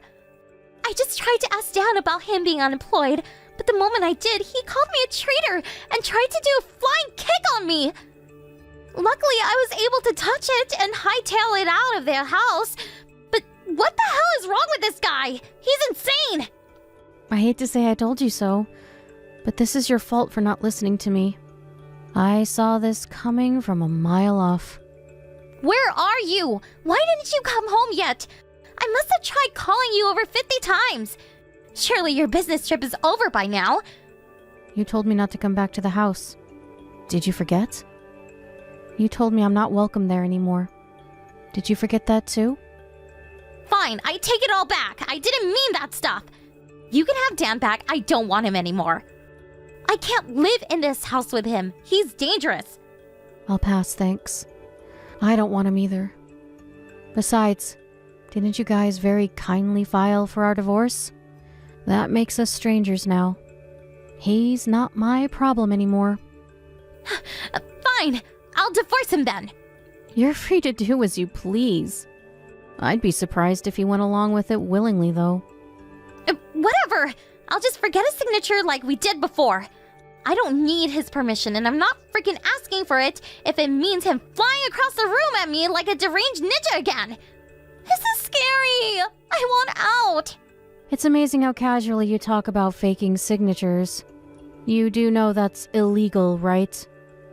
It's called forgery, and you can go to jail for it. If you do, I'll have no choice but to call the cops on you. Why the heck would you call the cops on your own sister? How does me wanting out of this insane situation have anything to do with you? How can I stay quiet when someone tells me they're about to commit a crime and then does it right before my eyes? If you got caught and the cops saw these chat logs for some reason, I'd be liable too. Besides, don't you think you're being a little insensitive to Dan? You made him think he was about to get his own personal maidservant. And now you're dumping him because you found out he's broke. The poor guy just can't catch a break. It's no wonder he tried to ninja kick you. I got this all wrong. I'll apologize to him. Anyway, how can you give me crap for breaking up with him when you said you wanted out for ages yourself? Because you stole my husband. Because you take pleasure in making a fool out of me. Just like you always have. You pissed me off. And now you're gonna pay the price. I'm sorry. I'll never make a fool of you again, sis, I swear. I could care less about divorcing Dan. In fact, like I said, you actually did me a favor. But you didn't know that. And the fact that you went out of your way to steal him just to hurt me makes me livid. I want to see you suffer as much as possible. I won't be satisfied until you hit rock bottom. So you better brace yourself for what's coming. Oh my god. Sophia, please don't be like this. I'm sorry. I can't do this, please. All I can do is cook and clean. How am I supposed to bring enough money to provide for this deadweight, sponging psychopath? I don't have access to the same financial resources as you. Just go into debt. You make it sound so simple. How am I supposed to pay it back? Not my problem. You need to hurry up and get out of that house ASAP. I already canceled the contract. The rent's paid until the end of next month. But I wouldn't want to be you if you're not gone by then. I mean, I wouldn't want to be you anyway. But I think that goes without saying. What about you? What are you gonna do? Where are you staying right now? I'm staying in a hotel for now. I hired some removal guys to head over to the house and collect my things. So you can probably expect to see them soon. Everything's easier when you have money. No fair! Why should you get to live life on easy mode while I suffer? How is it unfair? 'Cause you're the only one who gains anything from this! You get to wash your hands of this lunatic I'm engaged to, and you have all that money! It's not fair! Fair? You must be joking. I worked my ass off since I was a teenager to be where I am today. When everyone else was out partying and hanging out with their friends, I was at home, reading textbooks. How many sleepless nights? How many late-night study sessions? How many appointments with friends do you think I had to cancel to get into Harvard? And to end up at the company I am at now? I can tell you, it didn't come easy. While you were out with a different guy every week, I was sat on my own in my bedroom, revising study material and doing mock exams. Fairness has nothing to do with it. Still, I can't go along with what's happening right now. Why won't Dan work? I know he got fired, but surely he can find something else if he was talented enough to get hired by a company like that in the first place. If I had to guess, I'd say he probably doesn't want to work anymore. Or rather, his pride is getting in his way. The chances of him landing something at a company like this one again are slim. So I think that instead of accepting a pay cut, he'd rather just not try. I lost count of how many times I told him to start looking for work, but it went in one ear and out the other. I gave up eventually. Good luck babysitting him. No, I can't do this. I just wanted to be a stay-at-home housewife. Why should I have to look after this man-child? You can still be a housewife with a part-time job. I said stay at home! I was supposed to marry a rich guy and live in luxury. I can't be married to some jobless loser. How can you say that? Oh, you're so mean, Emma. Don't you feel bad for him at all? Surely the reason you stole him in the first place was because you thought you and him were a good fit. I think you should work a little harder on trying to make your marriage work, instead of throwing it away at the first sign of trouble. I thought it was a wife's job to support her husband.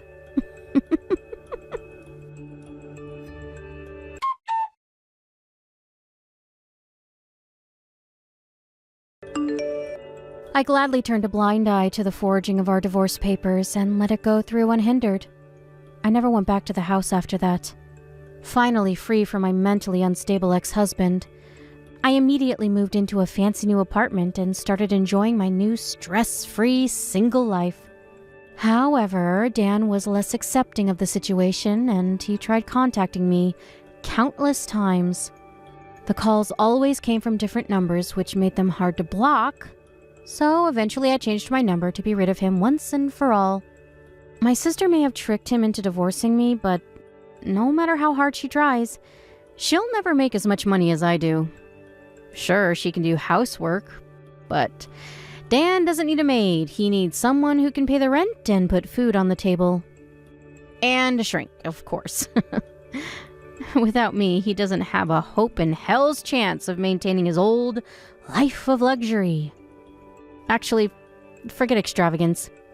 He'll be lucky if he can even afford a loaf of bread at this rate. It seems like he realized what a moron he'd been when he got evicted from the house. Sadly for him, it was a little too late, and no matter how desperately he begged me to take him back, my resolve didn't waver for a second. I heard that he forced my sister to get a job, while, just as before, stubbornly refused to look for work himself. Rather than letting go of his luxurious lifestyle, he went into debt to maintain the facade that he was an affluent, productive member of society. I know how manipulative he can be, and I have a pretty good idea of how trapped Emma must be feeling right about now. She's probably working as if her life depends on it. That said, they can't go on like this, and it's probably only a matter of time before things fall apart between them. That's not my problem, though. I feel like a weight has been lifted from my shoulders, and things have never been better. I only have one priority right now, and that's enjoying my life on my terms.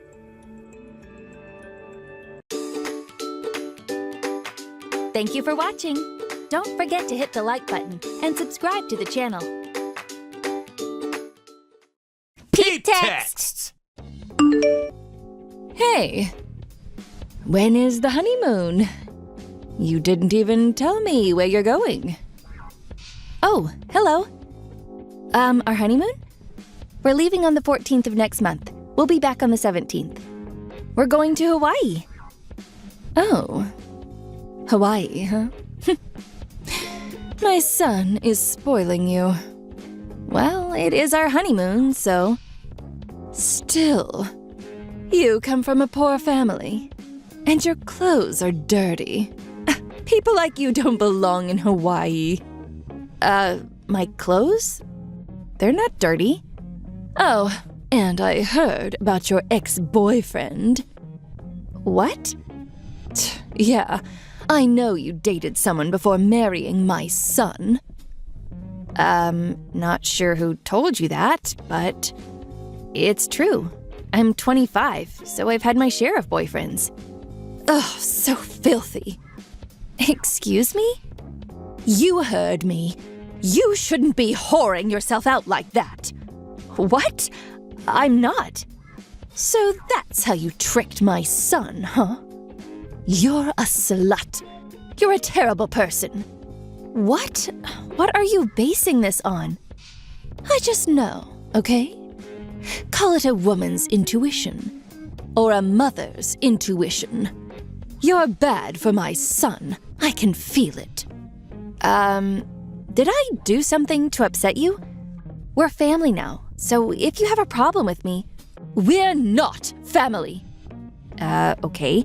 But I married your son, so technically speaking... I don't care. You're not my daughter-in-law. You're a filthy whore. You make me sick. Okay. You're just not worthy of my son. It's not my fault. I can't stand people like you. So the fact that I dated other men in the past bothers you? Yes. But, that's not all. Okay. Is there anything I can do to fix it? No. I can't stand your face. And your personality, your family. I hate everything about you. Oh, my family? Why? They're lower class. You know what my husband does? He's a college professor, right? Yes. And my father used to be a judge. But your parents, what do they do again? They work, just like everyone else. See? They're the lower class. You're just not good enough for my son. We live in different worlds. Okay. By the way, what do you do? Me? I'm a housewife. My job was to raise Junichi. I see. You raised him well. But my parents raised me well too, so... So what? We're not the same. Let me guess. Your mother had to get a job because your father didn't make enough money. Ugh, pathetic.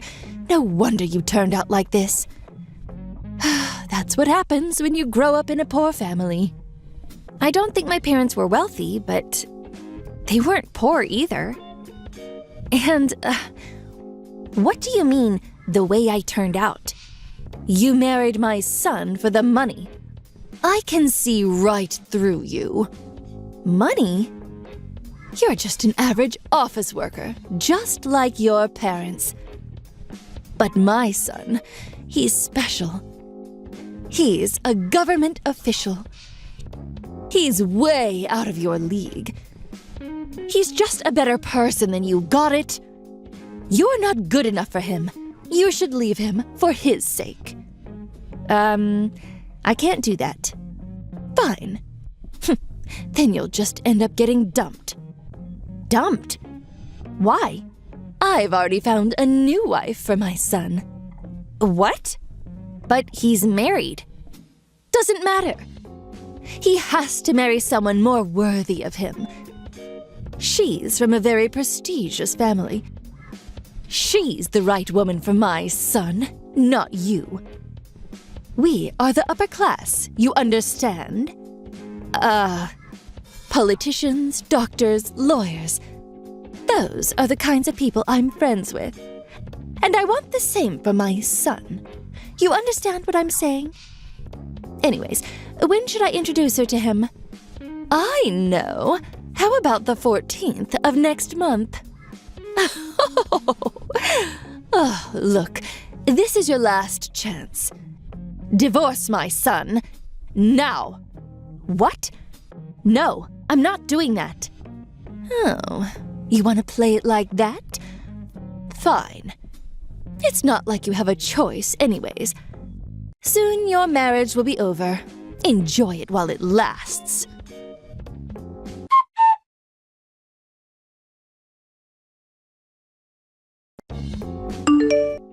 Hey, I just got a call from Shunichi's new wife. She said she just met up with him. Okay. I told you this would happen.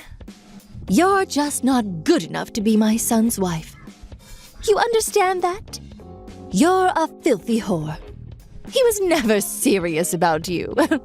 You know that, right? You might have fooled him once, but too bad. Told you it wasn't going to end well for you. Shunichi must be so relieved right now. Maybe. I know. Let's ask him right now. Did you hear a word I said?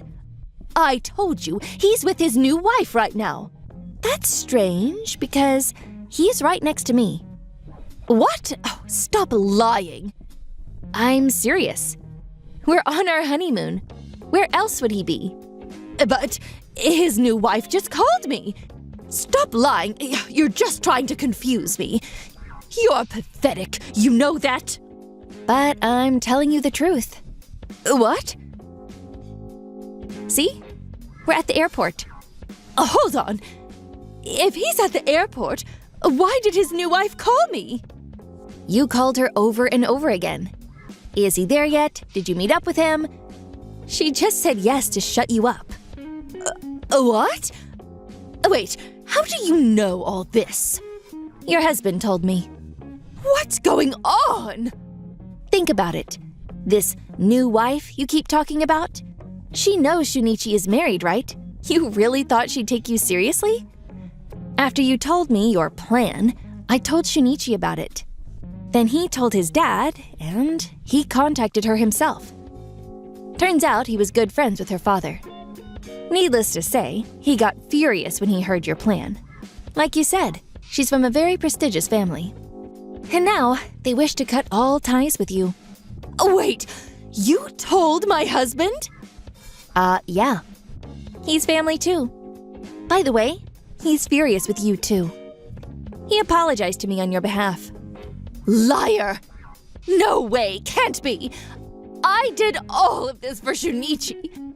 I'm sure he'll understand. You sure about that? Did you even ask him what he wants? Didn't think so. You're not getting away with this. You know who you're messing with. You're not marrying my son. I'm not going to stop until you're out of his life. You filthy whore! Oh, wow. That hurts. I really want us to be friends, but I don't know if that's going to be possible. Us? Friends? Ha! Over my dead body! No, what I mean is, your husband, I think he's going to divorce you. And Shunichi's saying he's going to cut all ties with you too, so I don't think we'll be seeing each other anymore. What? Nobody told me that. You're lying. Aren't you? Answer me! I'm not lying. Look, our flight is leaving soon, so I gotta go. You should start worrying about yourself. I don't think this is gonna end well for you. Be quiet! You ruined my life! What did I ever do to you? What do you have against me? Seriously? Where do I even begin? Shut up! Well, for starters, you're a terrible person and I hate you. You make me sick.